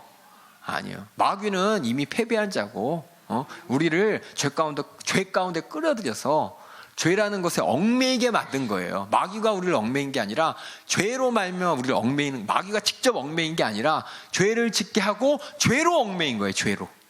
이 죄값은 사망은 누구한테 이 죄의 문제를 해결을 누구하고 세상 말로 쇼 붙여야 되냐? 세상 말로 이 죄값을 내야 되냐? 이 죄가 해결되려면 이 죄값을 하나님의 말씀 공의의 법 앞에 내놔야 되는 겁니다. 마귀 앞이 아니고. 그래서 이 우리 예수님께서 죽으신 그 죄의 이 피해값은 하나님한테 내는 거지 사단이 아니에요. 근데 이걸 잘못 가르치는 경우 이렇게 마귀라고 하는데 아니에요. 이거 여러분 잘 아셔야 돼. 그렇게 되면 어떻게 마귀 숭배 사상으로 넘어갑니다. 다음에 아시겠어요? 그 다음에 어떻게 했냐? 마귀가 그런 모든 권세를 가졌기 때문에 마귀 숭배로 다 넘어가. 아니에요. 조심하셔야 돼요. 그래서 마귀는 사단의 배상, 그러니까 이 죄값을 요구할 능력과 위치가 절대 아닙니다. 죄에 대한 죄값은 사망, 이건 하나님이 정하신 법이고 하나님의 의이기 때문에 하나님의 앞에서 우리는 이 죄값을 치러야 되는 거예요. 그래서 이게 잘못된 내용이라는 것이고 또 두 번째 또 잘못된 내용이 뭐냐? 하나님은 죄값을 요구한 적이 없어. 그냥 아들이 죽으신 이것 보여주면서 우리가 하나님께 돌아오길 바라는 거야. 뭐 받는 말 같죠? 죄값을 직접 치른 건 아니고 하나님이 이만큼이나 우리를 사랑하는 걸 보여주셔서 우리 마음이 돌이키길 바라는 것이지 실제로 죄값이 어딨어 라고 하는 게 잘못된 겁니다. 하나님께서는 분명히 죄값은 사망이라고 했기 때문에 죄값은 치러줘야 되지, 그냥 단지 죄값이 치러진 척하면서 그냥 말장난하는 식. 우리가 자녀들 할 때, 우리 자녀들 어떻게 돼요? 저도 마찬가지로 막 혼내지만은 잘못한 조금만 낌새 좀 이해했다 그러면 그냥 용서해 주잖아요, 그렇죠? 죄값은 안 받지만 그냥 용서해 주잖아요. 어떻게 보면 우리는 자녀에 대해서 공의보다는 사랑이 더 크니까 용서해 주잖아요. 근데 하나님께서는 그렇게 하실 수가 없어요. 공의 하나님이시기 때문에 그 공의 가운데 분명한 죄값을 받아야 되는 것이지, 그냥 죄 없이 하고 내가 그렇게 마음이 돌이켰으니까 내가 받아줄게 이런 거 아니라는 겁니다. 그게 이제 도덕적 과마라는 것이고, 또 뭐냐, 어떤 사람은 모범을 보였대. 예수님께서는 하나님이, 우리 인간이 하나님 앞에 마지막 순간까지 어떻게 매달려야 되는지, 어떻게 순종해야 되는지 본이 보셨다. 본만 보이셨다. 죽음의 죄값과 상관없이 그 죽음에 이르기까지 예수님이 한 그 본만 따라가라. 일부분은 맞는 얘기야. 근데 그 일부분만 가지고는 안 되는 것이고, 죄값을 온전하게 지불하신 것이 정말 우리를 위해서 베풀어 주신 이 속죄인 것입니다. 또 어떤 사람은 이렇게 얘기를 해요. 하나님께서는 전능하셔서 값없이 우리를 면제해 줄 수가 있어, 사실은. 근데 하나님께서는 하나님의 율법이 깨지면 대가를 치러야 된다는 것을 보여줘야 돼. 보여주기 위해서 그냥 어쩔 수 없이 한 거예요. 사실은 죄 없이 우리를 용서할 수가 있어 라는 말이 있어요. 사실은 아니에요. 하나님은 그냥 하면 안 돼. 절대적인 죄값을 요구하시고 하나님의 공의의 법은 절대적으로 지켜져야 되는데, 자꾸 이 공의를 어그러뜨리고 사랑만 강조하는 사람이, 하나님이 예수님은 모범을 보인 거야, 예수님을 통해서 우리를 얼마나 사랑한지 하나님은 보여준 거야, 이런 것만 얘기하면 절대 다 틀린 겁니다. 정확하게 예수님이 죽으신 것은 하나님의 공의의 법 가운데 죄값을 치르신 것입니다.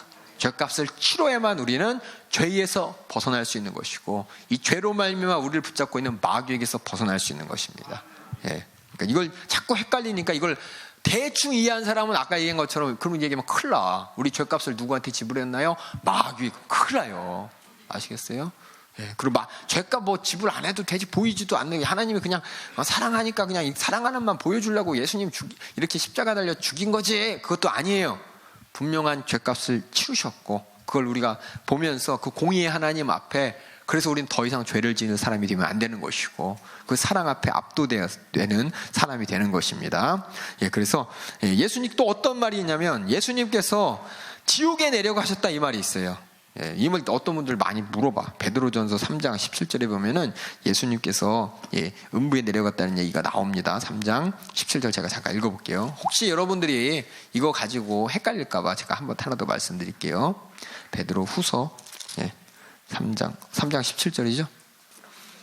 전서죠? 잠깐. 이게 아닌데? 이거 몇 장 몇 절이지? 4장 6절 볼까요? 베드로는 4장. 어디 갔지? 내가 잘못 썼나 본데요? 18절인가요? 19절에 보면은 이런 말이, 예수님께서 18절에 보면은 한 번 죄를 위하여 주구사 의인으로서 불의한 자를 대신하였으니 이는 우리를 하나님 앞에 인도하려 하심이라. 육체로 죽임을 당하시고 영으로는 살리심을 받았으며 저가 또한 영으로 옥에 있는 영들에게 전파하시니라. 이 말이 나와요.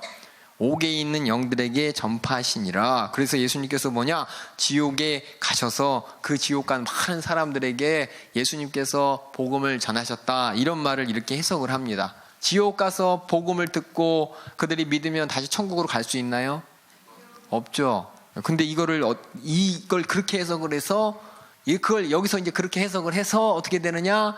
천주교에서는 지옥 간 사람 있지만 네가 열심히 기도하면 너희 기도를 하나님이 받으셨어. 지옥에 있는 너희 아버지 어머니, 너희 애기들 다 천국으로 다시 인도하실 거야. 예수님은 이렇게 지옥에 가셔서 복음을 전파해서 사람을 끄집어낼 수 있으니까 라면서 이걸 확대 해석을 해요. 우리가 한번 죽으면은 심판만 있습니다. 다시 회개할 기회가 없습니다. 근데 그거를 이 구절을 가지고서 오해하게 만듭니다. 이 말을 어떻게 해석을 해야 되냐? 예수님께서 지옥에 내려가셨느냐? 이 구절에 여기 보면은 옥에 있는 영들에게 전파하시니라 라고 했어요. 옥에 있는 영들에게 전파하시기 위해서 예수님이 여기 옥에 가셨다고 얘기할 수 있나? 전파되려면 예수님 옥에 가셔야 되나요? 이게 참 애매해요. 어떻게 받아들이냐에 따라 틀립니다. 우리가 부자와 나사로에 보면은 부자가 저쪽에 나사로를 향해서 얘기를 하죠. 뭐라고 얘기합니까? 저 끝에 물 한 방울면서 날 시원케 해주소서 이렇게 얘기를 하잖아요. 그 말은 뭐냐면 지옥에 있지만 저쪽에 아브라함을 보고 거지 나사로를 보면서 상황을 파악할 수가 있잖아요. 저는 그래서 이걸 어떻게 하냐면 옥에 있는 영들에게 그 복음이 전파됐지만 그 구원의 사실이 전해졌지만 사실이 전해진 거지. 그 알게 된 거지. 지옥에 있는 사람들이 그 예수님이 우리 모든 인류의 죄를 대속하셨다. 그걸 알게 된 거지. 그들이 알게 된 거지. 그 복음을 전해주러 예수님이 오셨다는 얘기는 아니라고 저는 보고 있거든요. 왜냐하면 다른 성경의 구절을 아무리 봐도 예수님께서 지옥에 갈 일이 없고 예수님이 지옥에 가시지도 않고 또 나사로도 못 가는 그 지옥을 예수님이 굳이 가시지도 않고 굳이가 아니고 가실 수도 없고 그 말은 뭐냐면 옥에 있는 사람들도 결국은 옥에 있지만 그 사람들이 예수님이 우리 모든 인류의 죄를 담당하시고 죽으셔서 해결하셨다는 것을 알게 된 것 뿐이지 알게 됐다고 해서 그걸 믿을 수 있는 기회가 됐다는 건 아닙니다. 저는 그렇게 보고 있습니다. 그래서 근데 그 카톨릭에서는 이 글자를 만약 예수님이 지옥에 가서 전하셨다 그러면 이 모든 믿음의 법칙하고 예수님의 모든 성경을 통해서 나타내신 하나님의 공의가 완전히 다 깨져버립니다. 한 번 죽으면 심판인데 죽은 뒤에 기회가 있다니 그럼 이 땅에서 예수 믿을 필요가 없는 것이고 또 하나님의 공의의 법은 이렇게 죄 짓고 죽어도 나중에 살릴 수 있다니 말도 안 되잖아요. 그렇죠? 그럼 여기서 누가 예수 믿어요? 자녀들한테 유언하지. 야, 나 죽으면은 헌금 많이 해갖고 지옥에 있는 나 꺼내줘. 그리고 죽어버리면 되고 마음껏 살고 그냥 마음껏 육체적으로 막 하고 싶은 거 다 하고 살고 마지막에 죽을 때 그거 유언 하나 탁 남겨놓고 그럼 되겠네요. 보험을 만들어가지고 교회에서 죽으면 당신을 위해서 기도해서 지옥에서 끄집어내겠습니다 라는 보험을 만들어가지고 쫙 팔면 많은 사람들이 얼마나 평안하게 살다 죽겠습니까? 근데 이거 말이 안 되는 거잖아요. 그렇죠? 우리에게 인생을 주신 것은 예수 믿고 구원받을 기회를 주신 것인데 그 기회가 또 지옥에 있다는 건 말이 안 되는 거예요. 그래서 이거를 어떤 사람이 그럼 예수님이 지옥에 가셨어? 이거 그렇게 받아들이면 안 됩니다. 이게 지옥에 있는 모든 영들도 예수의 복음을 듣게 되었다, 알게 되었다 그렇게 해야지. 예수님께서 십자가에 달려 죽으셔서 모든 인류의 죄를 대속하셨다는 것을 알게 되는 것이지 이것이 그들에게 기회가 주어졌다는 얘기는 아닌 것입니다. 성경 어디에도 없는 것입니다. 그래서 이 구절에 대해서 누가 그런 얘기하게 되면은 성경 모르는 사람이고 그 사람은 거기에 꽂힌 사람이에요. 꽂힌 사람. 거기에 꽂힌 사람하고 말하지 마세요. 얘기하지도 마시고 어떤 유인물 전단지도 받지 마시고요. 그래서 이렇게 예수님께서는 이렇게 우리의 죄를 다 담당해 주셨고 그 속죄의 범위가 어디냐? 범위 한번 보겠습니다. 그리스도께서 십자가에 죽으셨을 때 그렇다면은 어느 부분까지 죄를 다 해결하셨나? 믿는 사람을 위해서 아니면 믿지 않는 사람들도 했나? 그게 궁금한 거예요. 예수님께서 십자가에 달려 죽으셔서 우리 모든 인류의 죄를 짊어지시고 죽으셨습니다. 그걸 누가만 그 죄를 짊어진 대속의 은혜를 누리느냐? 믿는 자만 누리는 거예요. 믿는 자만. 모르는 자는 모르기 때문에 믿을 수가 없어서 아직도 죄에 얽매이고 사단에게 얽매이지만 아는 자는 죄에서 자유한 것이고 사단에게서 자유한 것입니다. 근데 이 성경에 보면은 이런 말이 있어요. 그의 백성을 위해 죽으셨다. 또 믿는 자들에 관한 성부와 성자의 업무라든지 그리스도께서 죄의 사함을 허락하신 그들만 성령의 역사를 통해 다른 은총도 받게 된다라는 어떻게 보면 성경에 보면 택하셨다, 부르셨다 이런 말들 나오죠. 그러면 택한 사람이 있고 부른 사람이 있고 예정한 사람이 있으면 예정하지 않은 사람들은 어차피 소용없는 거네. 예수님이 달려 죽으신 거 아무 상관없는 거네. 택한 사람, 부른 사람, 예정한 사람들 그 사람들의 죄만 위해서 예수님이 죽은 거 아니야? 아니라는 겁니다. 아니라는 거예요. 그래서 많은 사람들이 이 용어를 오해해요. 특히 택하셨다는 말을 오해합니다. 택하셨다는 말을 바울이 왜 썼냐면은 강조예요. 강조. 어떤 강조냐면 네가 그렇게 은혜 받았잖아. 강조예요. 수많은 사람 중에서 네가 지금 이렇게 신앙생활 하는 거 네가 잘나서 그런 게 아니라 하나님의 은혜로 정말 하나님의 복음을 듣게 돼서 이렇게 하나님의 섭리 가운데 네가 믿게 된 거지 네가 잘나서 네 스스로 믿은 거 아니잖아. 그 은혜 잊어먹지 마 라고 얘기하기 위해서 택하셨다를 쓰고 부르셨다고 쓰는 것입니다. 그렇다면 딴 사람은 택하지 않고 택해서 안 불렀어요? 딴 사람을 위해 쓴 게 아니에요. 문맥을 보셔야 돼요. 문맥을 바라볼 때, 야, 너희가 어떻게 그렇게 타락할 수가 있어? 어떻게 복음을 오해할 수가 있어? 너희가 어떤 은혜를 받았냐? 하나님이 널 택하시고 부르셨잖아. 그만큼 너희가 하나님의 사랑의 대상이고 관심의 대상인데 어떻게 이 복음의 진리를 떠날 수가 있어? 라는 게 바울의 입장인데, 그래서 그 얘기하려고 택하셨다 부르셨다. 아까 비우신 이 말은 이게 진짜 비웠다는 말이 아니라 뭐예요? 그렇게 겸손하게 서로 섬겨라 라고 설명하기 위해서 한 단어처럼 택하셨다 부르셨다, 거기에 꽂히시면 안 되는 것이고, 전체적인 문맥을 보면 그렇게 네가 하나님의 관심의 대상이고 그런 사랑 받은 거 알잖아. 왜 그 사랑 밖으로 다시 벗어날라? 이 얘기를 하려고 택하셨다 부르셨다 얘기한 겁니다. 그래서 택하셨다 부르셨다 이것만 강조하니까 어떤 사람은 그럼 나는 택하지 않았나? 나는 버림받았나? 그럼 저 사람만 예수님이 십자가에 의해서 피 흘려 죽으시고 나는 아닌가? 그럼 세상의 다른 사람들은 아닌 거야? 아니에요.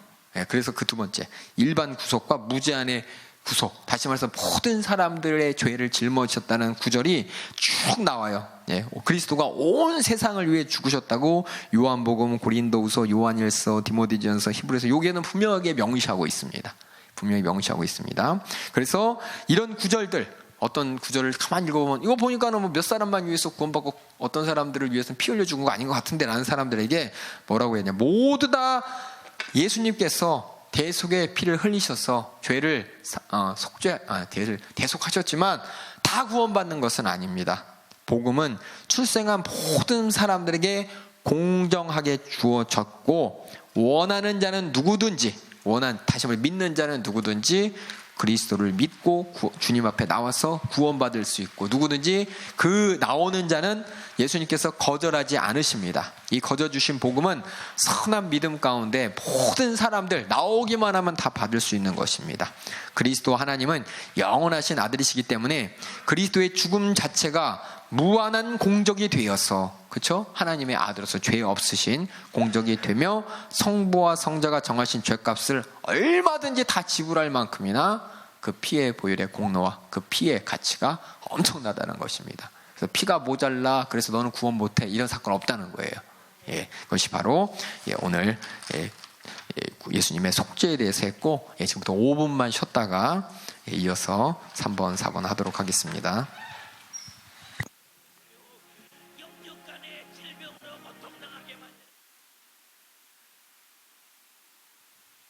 5분 쉰다니까 누가 뭐라 그래서 10분 쉬겠습니다. 왜 이렇게 조금 쉬네요? 쉬려면 팍 쉬지. 10분 쉬겠습니다. 58분에 정확하게 시작하겠습니다.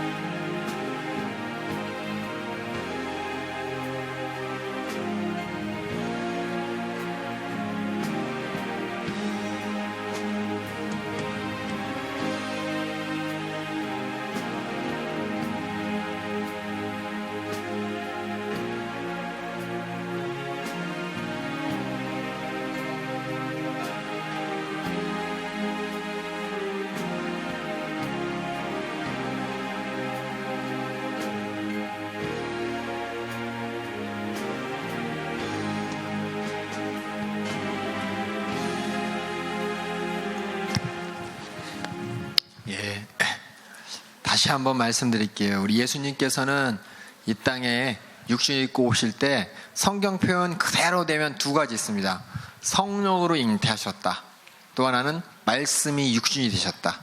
이게 성경적인 두 가지 표현이에요. 예수님께서 육신을 입고 이 땅에 오신 거.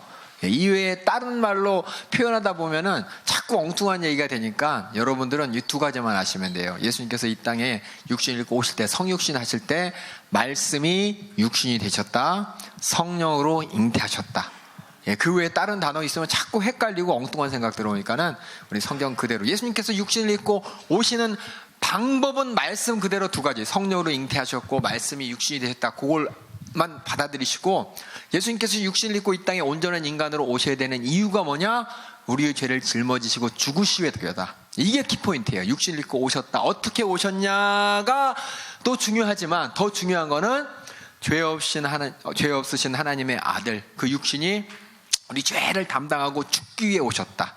이게 키포인트인데, 보통 이제 키포인트를 설명하기 위해 다른 거 그거 얽매이다 보면은 어떻게 되냐면 엉뚱한 얘기가 나와요. 이것처럼. 키포인트가 뭐냐면 우리가 아까 비어 하는 것처럼 예수님께서 이렇게 자신을 비어 하나님과 동등됨을 여기지 않고 자신을 비어 우리 인간들과 동등됨을 입은 것처럼 뭘 봐야 되냐?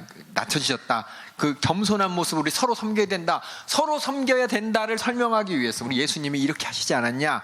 라고 했을 때, 물론 예수님께서 이렇게 하신 게 중요하지만은 이걸 통해서 진짜 다음 단계, 서로 섬겨야 된다, 서로 낮아져야 된다, 서로 겸손해야 된다, 이거 설명하는 것처럼 예수님께서 육신을 입고 이 땅에 오셨다. 성령으로 잉태하셨다. 말씀이 육신이 되셨다. 이 말은 뭐냐면 죄 없으신 하나님의 아들로서 오셨다는 것을 이렇게 성경은 두 가지로 표현했고, 그 외에 다른 것 가지고 어떻게 오셨지? 제3의 인물인가? 아까 얘기한 것처럼 몸은 인간이고 생각은 하나님인가? 아니면 제3의 그것인가? 아니면 한 사람인데 인격이 두 개가 한때는 인간 예수님, 하나는 하나님 아들 예수님 왔다 갔다 하는 건가? 30살 때까지는 인간 예수님으로 계셨다가 인간 예수님이 쑥 들어가고 하나님 예수님이 딱 나와서 이렇게 하는 건가? 이런 거 궁금해하지 말라니까. 이건 다 틀린 겁니다. 아시겠죠? 성경 그대로 우리 말씀 그대로 받아들이고 말씀 그대로 믿고, 그 키포인트가 뭐냐면 예수님께서 하나님의 아들이신데 우리를 위해 육신을 입고 이 땅에 오시고 우리를 위해서 그 죄를 다 짊어지시고 말씀대로 우리의 죄를 대속하셨다. 하나님께서 하셨다. 하나님께서 부활시키셨다. 우리 죄를 완전하게 갚아주셨다. 마귀에게 갚은 것이 아니라 우리가 갚아야 될 죄를 예수님께서 갚아주셨다. 이렇게 성경 말씀 그대로 보고 믿고 또 그대로 하나님의 마음을 알아가는 여러분 되길 바라겠습니다. 제가 후반부 하기 전에 잠깐 설명 말씀드리겠습니다. 우리가 사실 하루치가 지금 늦어졌습니다. 진도가. 그래서 중간고사를 다음 주에 보는데, 다음 주 중간고사는 우리가 되게 짧게 볼 거예요. 객관식 50문제요. 왜요? 객관식. 주관식 없어요. 1, 2, 3, 4번 중에 하는데요. 객관식 50문제인데, 제가 아까 말씀드린 것처럼 복습의 문제 고검에서만 다 나옵니다. 복습 문제에서만 다 나오니까 OX 문제하고 객관식 문제만 나오는데 딱 50문제만 낼 거예요. 50개만. 그리고 예. 50문제가 하루가 늦어졌거든. 예. 이렇게 하시면 될 것 같아요. 예. 집에서 해보라고 그러고.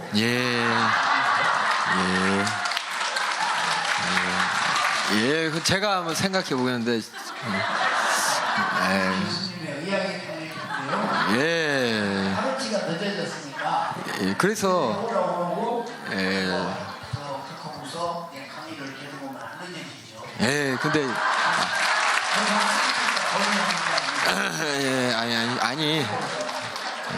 아니, 그러면 안 되는데요. 교수님 뭐 앞에 오세요. 그래서 죄송합니다. 제가 이 시간은 그래서 다음 주에 시험 볼 거예요. 시험 보는데 제가 이렇게 조금만 볼 거예요. 짧게 보기 때문에 첫 시간은 1시간 동안은 수업하고 제일 싫어하는 교수님이죠. 대학교에서 수업할 거 다 하면서 하는 사람. 제가 그런 사람인데 일단 지금 1시간 앞에 이제 앞 시간 휴식 시간까지 한 것처럼 1시간 정도는 수업을 간단하게 하고 시험 50문제 간단하게 보도록 하겠습니다. 그러니까 어렵지 않으니까. 왜냐하면 참 저는 다 고민을 한 번씩이라도 더 해보시는 게 저는 제가 그랬어요. 제가 대학교 때 공부할 때 그런 교수가 있었어요. 편하게 안 해주고 까탈스러운 교수가 있었는데 처음에는 되게 좋았는데 나중에는 뭐냐면 그렇게 까탈스럽게 하니까 남는 게 있더라고. 고민 한 번 더 하고. 그래서 여러 번 말씀드리지만 시험의 그 결과가 중요한 게 아니고 시험 보는 과정이 중요하거든요. 한 번 더 생각해 보는 것이고 한 번 더 이렇게 관심을 갖고 보가지고 그래야 이제 내가 확실히 알게 되고 속지 않기 때문에 정말 죄송하지만 다음 시간에 그거만 보시면 되겠습니다. 어떤 분들이 이제 암송구절에 대해서 시험 보는데 암송구절의 시험은 제가 이제 괄호 넣기 하겠습니다라고 했지만 여태까지 그런 적 없고 여러분 말씀 카드 있죠? 말씀 카드 만들어서 나중에 이제 마지막 시간에 여러분이 저한테 보여주시면 돼요. 저 이렇게 말씀 카드 만들어서 암송 구절 이렇게 외우고 있습니다라고 그 말씀 카드 한 번씩만 보여주시면은 보고서 우리 유해창 전사님이 뒤에서 가져오신 분들 암송 카드 만들면서 했구나 하고 체크만 할 거니까는 너무 그거에 대해서 이거 괄호 넣기 뭐 넣으면 어떻게 고민하지 마시고 암송 카드 이렇게 한 번씩 만들어 주시면 되겠습니다. 그리고 제가 다음 주에는 앞부분 수업하고 뒷부분 오신 분들 그때 이제 다 오시게 되니까는 시험 딱 50문제만 볼 텐데 이 복습 문제 있죠? 복습 문제에서 다 나오니까는 걱정하지 마시고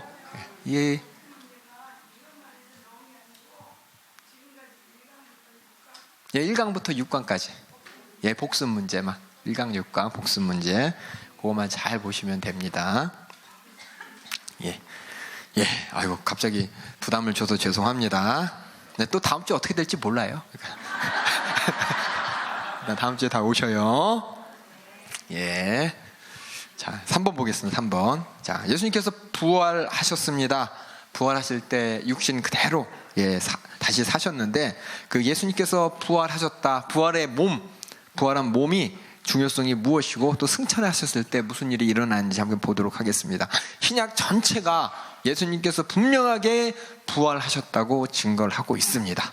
예수님께서 부활하셨다. 이것은 나사로가 무덤에서 일어났던 요한복음 11장에 일어났던 죽음에서 단순한 회생, 다시 살아났다는 수준이 아닙니다. 예수님의 부활은 완전한 육체로 부활하셔서 더 이상 연약함이나 노쇠나 죽음이나 이게 바로 죄의 영향이죠. 죄의 영향에 전혀 얽매이지 않는 영원히 사는 새로운 이 몸으로 부활하셨고 첫 열매가 되셨습니다. 썩지 않는 몸이시고 또 그 몸이 그냥 허상의 몸이 아니라 분명히 도마가 만졌어요. 손가락에 손가락을 넣어보고 창자국에 손가락을 넣어보고 그리고 예수님께서는 분명한 그 부활하신 몸으로 움직이시고 또 음식도 먹는 것을 우리가 사도행전에서 보게 됩니다. 부활의 교리가 이 예수님께서 부활하셨다는 이것이 중요한 이유가 뭐냐면 예수님이 부활하셨다. 이건 뭐냐? 우리가 그렇게 거듭날 것이라는 것을 분명하게 보여줍니다. 그리스도 안에서 우리는 뭐냐? 죽을 자가 아니고 산 자가 된 것이고 또 예수님이 그의 죄에 얽매이지 않는 그런 육신을 가진 것처럼 우리에게도 죄를 물리칠 수 있는 엄청난 능력이 있다는 것이 바로 예수님의 부활을 통해서 우리의 거듭남을 보장해 주고 있습니다. 그리고 예수님의 부활은 우리가 의롭다는 예수 안에서 완전히 의롭게 되었다는 것을 보장합니다. 예수님께서 죽으시고 부활하지 않았다면 저번에 말씀드렸지만 우리 인간의 모든 죄의 양이 이만큼이야. 근데 예수님께서 죽으셨어요. 근데 부활하지 않으셨으면 요만큼 해결하셨는지 아니면 딱 해결하셨는지 모르는데 부활하셨다는 것은 넉넉히 감당하시고도 남았다는 얘기입니다. 그래서 이게 쭉이죠. 제한도 없죠. 이렇게 예수님께서는 부활로 말미암아 우리의 죄가 완전히 해결됐고 우리는 그 안에서 의롭게 된 것이 확실하다는 것을 보증하셨습니다. 그리고 그리스도의 부활은 또 뭐냐? 우리가 앞으로 그런 부활의 육신을 받게 될 것이라는 것을 고린도전서 후서 계속해서 보증하고 있습니다. 부활이 우리에게 중요한 이유는 또 이 땅에서도 하나님에 대해서 순종해야 되는 것이 적용되는 것이고 부활에 대한 생각할 때마다 우리는 천국의 미래의 상급을 목표로 삼을 수 있는 분명한 목적이 우리에게 구체화된 것이고 우리 삶 가운데 그 예수님이 부활하신 그것을 보면서 더 이상 죄에 양보하지 말아야 될 왜냐 주님의 부활로 우리가 산자가 되었기 때문에 다시 주님을 죄로 말미암아 죄가 완전히 해결되셨기 때문에 우리는 죄에 더 이상 얽매이지 말아야 될 의무에 대해서 또한 얘기하고 있습니다. 그래서 이 부활하셨다, 우리가 완전히 죄가 해결되었다, 그 다음에 더 이상 우리는 죄에 얽매이면 안 된다는, 거기까지 우리가 알아야 되는 것입니다. 그래서 예수님께서는 이제 승천하셨어요. 천국으로 승천하셨습니다. 스데반이 순교할 때 하나님의 우편에 앉아 계신 예수님을 보면서 그도 순교했고, 예수님께서 하나님으로서 또 인간으로서 이전에 소유하지 않았던 영광과 존귀를 받으십니다. 하나님이 우편에 앉아 우리를 심판하실 분으로 분명히 나타나 있고, 또 예수님의 승천으로 말미암아 우리 삶 가운데 첫 번째, 우리는 그리스도의 구속의 사역의 모든 면에 있어서 예수님과 연합되었기 때문에 예수님의 승천은 앞으로 우리도 들림받을 것, 주님처럼 이렇게 승천할 것을 예시해 주고, 또 앞으로 우리의 마지막 집, 마지막은 예수님이 계신 그 천국이 될 것이라는 것을 지금 승천하셔서 계신 곳, 그것이 이제 이 땅에 내려오겠죠. 그곳이 계신 것을 확신을 주고, 또 우주 전체에 대한 예수님의 권세가 지금도 나중도 온전하게 우리가 또한 동참할 것이라는 것을 얘기해 줍니다. 그래서 부활 승천하셨다, 그게 아니고 하나님 우편에 앉으셨다, 그렇죠? 그 모습이 우리에게 그대로 우리 또한 재현될 겁니다. 우리도 들림받고 나중에 하나님 우편에 예수님과 함께 앉아서 천년 동안 왕노릇 할 것이고, 또 천국에 살 것이라는 것을 예수님의 부활 승천을 통해 우리에게 보여주셨습니다. 약속하셨습니다. 그 다음에 네 번째, 어떻게 예수님께서, 그리스도는 선지자가 되시고 제사장이 되시고 왕이 되셨냐. 우리가 메시야, 우리 메시아란 말이 그리스도란 똑같은 말입니다. 메시아, 그리스도, 이 말은 기름 부음 받은 자라는 뜻입니다. 성경 용어로, 구약의 용어로 기름 부음 받았다는 것은 하나님께서 택하셔서 하나님의 일을 위하여 특별하게 쓰겠다는 뜻이고, 쓰임받은 사람을 바로 기름 부어서 세우셨습니다. 그래서 예수님께서 하나님의 일을 위해 세움받은 자로서 구약에 그렇게 세웠던 왕처럼, 그렇게 세웠던 선지자처럼, 그렇게 세웠던 제사장처럼 그런 직분을 이제 예수님께서 감당하셨습니다. 선지자로서 백성들에게 하나님 말씀을 전하셨고, 제사장으로서 백성들을 위해 찬양과 제사를 하나님께 올려드렸고, 왕으로서 하나님 대신 온 백성을 다스리게 되셨습니다. 그리스도의 삼중직 한번 읽어보겠습니다. 삼중직 요거 읽어보겠습니다. 선지자 시작. 선지자로서 하나님을 계시하고 하나님의 말씀을 우리에게 전하시고, 제사장으로 우리를 대신하여 하나님께 제사드리고 자신이 친히 제물이 되시고, 왕으로서 교회와 우주를 다스리십니다. 이게 예수님의 삼중직이에요. 구약의 삼중직과 비슷한데, 삼중직은 예수님께서 이 땅에서 이루실 일을 예표한 것뿐입니다. 선지자로서 그리스도, 모세와 같은 선지자라고 신명기에 나옵니다. 이후에 다른 선지자들이 뒤를 이었지만 그와 비슷한 선지자, 또 다른 선지자가 나타날 것이다 하고 모세가 예언했던 그 선지자, 그리고 그러한 기대로 복음서에서는 그리스도가 모세가 말한 선지자 바로 그다라고 계속해서 확인하고 있습니다. 예수님은 자신이 직접 자신을 그런데 선지자라고 부른 적이 한 번도 없어요. 선지자 이상이시기 때문에. 그는 누구냐? 선지자가 아니라 바로 예언했던 그 말씀의 자체였습니다. 예언의 대상이셨습니다. 예수님을 단순히 하나님의 계시를 전달하는 사람이 아니라 바로 계시 그 자체였습니다. 계시의 근원이셨습니다. 그래서 말씀이 육신이 되었다. 예수님께서 육신을 입고 이 땅에 오신 것이 단순히 하나님의 말씀을 전하러 온 것이 아니라 말씀을 경험시켜주고 보여주기 위해 오신 거예요. 그래서 예수님께서는 선지자의 역할을 하셨지만, 선지자로서 그냥 단순히 말씀을 전한 것이 아니라 선지자고 전하려고 했던 그 말씀의 근원 그 자체였다는 것이 바로 예수님이 바로 선지자로서의 그리스도다라고 여러분이 이해하시면 됩니다. 그래서 예수님께서는 계속해서 뭐라 그러냐, 구약에서 가장 권위 있는 말씀이 여호와의 입의 말이니라, 여호와의 입이 말이니라. 이 말이 이제 가장 선지자들이 얘기하는 가장 권위 있는 말이었어요. 근데 그 신약에서는 예수님께서 뭐라냐, 내가 진실로 진실로 내게 이르노니 하면서 여호와의 입이 말이노니, 여호와의 입이 내가 전한다가 아니라 예수님이 직접 내가 말하노니, 내가 전하노니 이렇게 하면서 자기 자신이 계시의 근원이시고 바로 선지자가 전해주고 했던 말씀이라는 것을, 그 말씀의 권위를 직접 선포하셨습니다. 그럼에도 불구하고 하나님을 우리에게 계시라고 하나님 말씀을 전하는 선지자에 대한 넓은 의미라고 우리가 보시면 돼요. 그러니까 선지자지만 말씀을 전하는 선지자가 아니라 선지자가 전하라고 했던 말씀 그 자체였다. 그래서 예수님은 삼중직 선지자로서가 아니라 선지자 그 이상의 계시의 근원으로서 예수님은 이 땅에서 말씀을 전해 주셨습니다. 그 제사장으로서의 그리스도, 예수님께서는 또한 제사장으로서 하나님 앞에 제물만 이렇게 드리는 사람이 아니라 본인이 직접 제물이 되셨습니다. 아까 말씀이 직접 말씀의 근원이 된 것처럼 예수님께서는 직접 제물임과 동시에 제사장이 되셔서 지속적으로 우리가 하나님께 나아갈 수 있도록 길을 열어주셨어요. 예수님께서 십자가 달려 죽으실 때 성전의 휘장이 쫙 찢어졌죠. 성전의 그 성소와 사이에는 휘장이 찢어진 것은 뭐냐면은 그 안에는 선택받은 자, 특별한 사람만 가서 하나님을 만날 수가 있었습니다. 어떤 사람? 이 피를 들은 대제사장들만. 대제사장은 하나님 앞에 나가기 위해서 먼저 자신을 위해 제사를 드려서 자기 죄에 대한 모든 죄를 제사를 드려서 해결하고 그 다음에 백성들의 죄를 들고 가는데 휘장이 찢어짐으로 말미암아 우리가 예수 피의 보혈을 들고 나가서 누구든지 하나님 앞에 나갈 수 있게 되었다는 겁니다. 그래서 이 예수님이 직접 제사장이 되심으로 말미암아 예수님께서 그 제사된 대속 제물이 돼서 그 제사로 드린 그 십자가의 대속의 사건이 결국 우리를 하나님 앞에 나아갈 수 있는 큰 길을 열어주신 온전한 제사를 이루신 분이시고, 그렇게 제사장으로서 예수님은 우리를 위해 지금도 기도하시면서 하나님을 영화롭게 하십니다.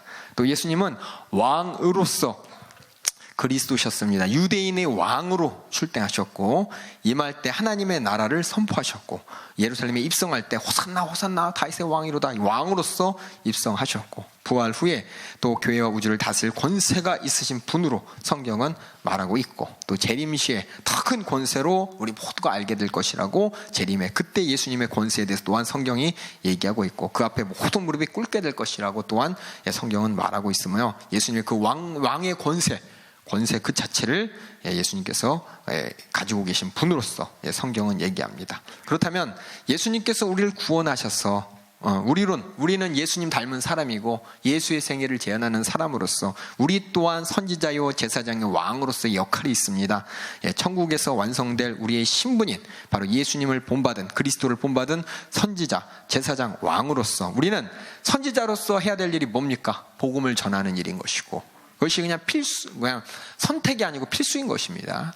복음을 전하는 것이고 그래서 우리가 계속해서 우리 교회에서 하는 모든 행사는 영혼 구령을 목적으로 합니다. 그리고 왕 같은 제사장으로 예수님은 우리로 하여금 영적인 성전으로 나아가 신령한 제사장이 되도록 하십니다. 우리를 베드로전서 2장 9절에서 보면은 왕 같은 제사장으로 만들어 주셨어요. 그래서 우리가 제사장으로서 하나님 앞에 신령하게 나아가는 모습으로 예배드리는 모습으로 우리를 하나님께서 기대하시고 또 그렇게 살아야 하는 것입니다. 또 우리는 그리스도의 왕의 권세 동참합니다. 예수님 안에서 하늘에 앉게 될 것이고 예수님의 권세를 가지고 악한 영적 세력을 대적할 것입니다. 예수님께서 이 땅에 다시 오셔서 새하늘과 새 땅을 다스릴 때 우리 모두는 온전한 지식으로 이제 하나님 앞에 참된 선지자가 될 것이고 그의 앞에서 영원한 예배와 찬양을 드리는 영원한 제사장이 될 것이고 또 만유를 다스리는 일에 동참하면서 영원히 다스릴 왕의 권세를 가지고 살 것입니다. 그래서 계시록 3장 21절에 이기는 그에게는 내가 내 보좌에 앉아 내 보좌에 함께 앉게 하여 주기를 내가 이기고 아버지 보좌에 함께 앉은 것 같이 하리라. 예수님께서 사망 권세 이기시고 저 하나님 우편에 앉아 계신 것처럼 우리 또한 그날에 우리가 하나님과 예수님과 더불어서 왕의 권세 자리에 함께 앉게 될 것이라고 계시록은 이렇게 말하고 있습니다. 그래서 이렇게 예수님에 대해서 우리가 오늘 같이 보았습니다. 그렇다면 복습 문제 한번 읽고 오늘 6강을 마치도록 하겠습니다. 자, 여러분이 쭉 읽으시면 돼요. 예수님께서 완전한 인간이시며 동시에 완전한 하나님이신 증거가 무엇입니까? 자, 완전한 인간이라는 증거 성경에서 어떻게 써 있나요? 시작. 육신의 아버지가 없지만 성령의 역사로 인해 동정녀 마리에게서 잉태되었습니다.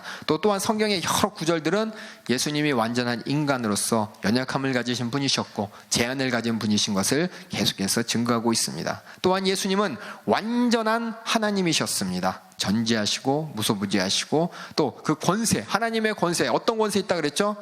죄를 사하는 권세, 이게 엄청난 거예요. 죄에서 아무 것은 하나님밖에 없습니다.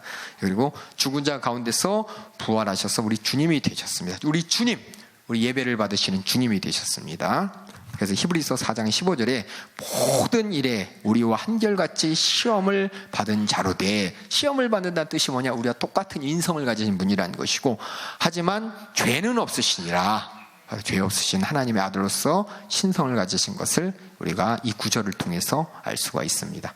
빌립보서 2장 7절에 하나님과 동등됨을 취할 것으로 여기지 아니하시고 오히려 자기를 비어 종의 형체를 가지신 것이 하나님의 신성의 일부를 포기한 것입니까? 아닙니다. 시험에 나옵니다. 이렇게 나오겠죠. 비어는 하나님의 신성을 일부를 포기한 것입니다. 그럼 뭐라 그래야 돼요? X 하면 됩니다. 자기를 낮추시고 하나님의 뜻에 복종하신 것의 의미입니다. 그리스도 속죄의 의미, 예수님의 속죄의 의미를 한번 보겠습니다. 그리스도께서 우리의 구원을 이루기 위해서 죽음만 얘기하는 건가요? 아니, 생애까지 포함되는 겁니다. 생애와 생애의 온전한 순종, 그렇죠? 죽음의 대속의 비, 이것이 다 예수님께서 이루신 일이 바로 속죄의 의미입니다. 그럼 예수님의 죽으심이 꼭 필요했습니까? 필요한 근거가 뭐라 그랬죠? 하나님의 사랑 안에서 필요한 겁니다. 하나님의 공의 앞에서는 우리가 하나님 앞에 구원받지 않아야 될 존재이지만, 하나님의 사랑은 우리의 죄를 비속해야만 했던, 아들을 보내야만 했던 그 원인이 되는 것이고 이유가 되는 것입니다. 그래서 하나님의 사랑이 가장 큰 바로 이유인 것입니다. 그리스도 지상에서의 삶이, 예수님의 이 땅에서의 삶이 우리를 위해서 어떤 점에서 혜택이 이루어졌습니까? 자, 읽어보겠습니다. 시작. 그리스도로부터 단순한 도덕적 중립 상태가 아니라 적극적인 도덕적 의의 상태. 어렵죠? 단순한 중립적 도덕. 이 말은 뭐냐면 아담의 상태로 끝나는 것이 아니라, 그렇죠? 우리가 예수님께 구원받고 나서 앞으로 어떻게 해요? 예수님이 이 땅에 사셨던, 온전히 순종하셨던 그 상태로 우리가 되는 것이 바로 속죄를 위해서, 속죄를 통해서 우리에게 주신 하나님의 은혜인 것입니다. 속죄의 원인은 두 가지. 속죄의 원인 두 가지. 속죄의 원인. 첫 번째 뭐예요? 하나님의 공의. 죄는 반드시 치러야 되는데, 그렇다면은 우리를 사랑하는데 우리가 그 죄값을 치르면 지옥 가잖아요. 그렇죠? 우리를 구원하시기 위해서, 그래서 예수님께서 이 땅에 오신 바로 하나님의 사랑, 하나님의 공의와 하나님의 사랑이 바로 속죄의 원인인 것이에요. 속죄를 하셔야만 해요. 속죄로서 예수님의 십자가에서 죽으셔야 됐던 일입니다. 속죄의 본질, 그럼 속죄, 예수님께서 속죄를 위해서 하신 일 두 가지. 시작. 온전한 순종과 고난입니다. 다시, 예수님께서 지옥에 내려가셨습니까? 성경에 말이 없어요. 성경에 갔는지 안 갔는지에 대해서 성경을 통해서, 성경에는 없습니다. 성경에는 없어요. 근데 로마 그 카톨릭에서는 성경을 압도하는 권세가 있습니다. 그게 뭔지 아세요? 성경 말씀보다 더 압도하는 권세가 있어요. 그게 뭐냐? 교황이에요, 교황. 교황은 그들은 뭐라고 이해하냐? 사도로 이해해요, 사도. 베드로의 그 사도 있죠. 천국 열쇠를 가진 그 다음 계절에서 베드로 사도로서 하나님 말씀을 쓴 것처럼 교황의 말로 말미암아 하나님 말씀이 이 시대에 새로 선포된다라고 그들은 생각하고 있는 거예요. 그래서 교황의 말에 뉴스가 들썩들썩거리죠. 교황이 동성애를 어떻게 얘기했다, 교황이 뭐에 대해서 어떻게 했다, 그러면 확 들썩들썩이는 게 그들 가운데서는, 로마 카톨릭 안에서는 하나님의 계시예요, 계시. 근데 성경은 우리가 처음에 우리가 조직신앙 할 때도 있지만 성경은 하나님의 계시가 끝났습니다. 더 이상의 어떤 하나님의 계시는 없습니다. 완전히 이루어졌습니다. 완전히 다 선포되었습니다. 근데 이 교황이 그 권세를 가지고 카톨릭에서는 새로운 계시자가 되는 거예요. 그래서 오직 성경이 아니라 성경과 그 위에 교황, 이렇게 되는 거예요, 카톨릭은. 그게 이제 틀린 거예요, 우리 교회하고. 그 다음 보겠습니다. 예수님께서 부활하신 육체는 어떤 모습이었습니까? 그렇죠. 이게 중요한 거예요. 죄의 영향을 늙지도 않아요, 고난받지도 않아요, 병들지도 않아요. 그 몸의 중요성은 무엇입니까? 우리도 완전한 부활의 육신을 받게 될 것이라는 것을 보장합니다. 예수께서 승천하셨을 때 어떤 일이 발생했습니까? 시작. 천국으로 승천하시고 신인으로서 이전에 소유지 않았던 영광과 존귀를 받으셨고 하나님 우편에 앉아 계셨습니다. 승천하셨을 때 천국으로 승천하시고 영광과 존귀를 받으시고 하나님 우편에 앉으셔서 심판자로서 의의 재판장으로서 계십니다. 그럼 예수님이 어떻게 선지자면서 제사장이면서 왕이 되셨는지 한번 읽어보겠습니다. 시작. 선지자로서 하나님을 계시하시고 하나님의 말씀을 우리에게 전하시고 제사장으로 우리를 대신하여 하나님의 제사를 드리고 자신이 친히 제물이 되시고 왕으로서 교회와 우주를 다스리십니다. 이건 어떻게 문제가 나올까요? 선지자 가로, 제사장 가로, 왕 괄호하고, 그렇죠? 그 1, 2, 3 위에 뭐 보기가 써 있겠죠? 1번 선지자, 2번 제사장, 3번 왕, 가로 안에 알맞은 단어를 연결하세요. 이렇게 나오겠죠? 예, 그러니까 제 말은 요 복수 문제만 잘 보시면은 요 안에서 다 나오니까 걱정하지 마세요. 예, 걱정하지 마셔요. 이 시간 다 같이 이 시간 우리가 합심으로 기도하실 때 우리 예수님께서 이 땅에 육신을 입고 오셔서 내게 주신 속죄의 은혜, 정말 우리 인간으로서는 상상할 수 없는 일이 이루어졌습니다. 그 이루어진 그 복음을 내가 듣고 믿고 하나님의 자녀가 되고 또 죄사함 받아서 저 천국 예수님과 함께 부활할 때를 소망하게 하신 주님 감사합니다. 주님의 생애에 내가 재현할 수 있도록 인도하여 주시옵소서. 주님의 고난으로 순종으로 이루어주신 그 은혜 내가 이 땅에서 누리며 내가 구원받았음을 확신하고 또 내가 천국 갈 사람인 것을 확실히 보장할 수 있도록 주님 인도하여 주시옵소서. 우리 다 같이 두 손 들고 주여 삼창하고 기도하시겠습니다. 주여, 주여, 주여. 생명 되신 우리 주님 은혜와 사랑을 감사합니다. 그 은혜와 사랑 가운데 어쩌다 내가 복음 들어서 하나님의 자녀된 권세를 갖고 살게 되었는지, 아버지 이것이 내가 한 것이 아니오 오직 하나님께서 하신 일입니다. 우리 주님이 하신 일 내가 끝까지 내가 이루어갈 수 있도록 주님 인도하여 주시옵소서. 내가 가신 우리 주님이 주신 은혜와 사랑 내가 망각하지 않게 하여 주시고, 그렇게 내가 천국 가는 그날까지 주님이 이루어진 속죄의 은혜, 주님의 죄값을 해결하시고 나를 하나님의 자녀 삼으셔서 나에게 아버지 부활할 꿈을 주시고 부활할 소망을 주시고 약속을 주셨으니 그 약속을 내가 붙잡고 끝까지 살아갈 수 있도록 주님 인도하여 주시옵소서. 주님 역사하여 주시옵소서. 한 시간 하루하루를 살아가는 것이 내가 무엇을 위해 살아갑니까? 그저 육신의 때의 영광을 위해 사는 것이 아니라 내 영혼의 때에 하나님이 약속하신 저 천국을 바라보며 살 수 있도록, 저 천국에 갈 수 있는 하나님의 자녀가 될 수 있도록 한 것, 내 의로 이루어진 것이 아니라 내 계획으로 이루어진 것이 아니라 우리 주님께서 계획하시고 그 공의를 이루어야만 하는 아버지 하나님의 그 공의가 아버지 나를 죄 가운데 사망 가운데 지옥 갈 것을 보지 못하는 하나님의 사랑 가운데 더러운 귀신은 싹 떠나가게 도와주시옵소서. 마귀 사랑 귀신 역사는 싹 떠나가게 도와주시옵소서. 영역을 도와주세요. 푸른이 되기도 하게 도와주세요. 흉내서 기도해요. 푸른이 되기도 해서 원수 귀신을 몰아내야 돼요. 주님 역사해 주시옵소서. 우리 주님 믿음을 도와해 주세요. 우리 주님 영역을 도와해 주시옵소서. 주님 뜻 이루게 도와주시옵소서. 주님 뜻 이루게 도와주시옵소서. 영육간의 모든 질병의 문제, 가난의 문제, 악한 귀신 질병의 결박의 문제 예수로 해결되기를 원합니다. 아버지 역사해 주세요. 역사해 주시옵소서. 주님 뜻 이루게 도와주시옵소서. 지긋지긋한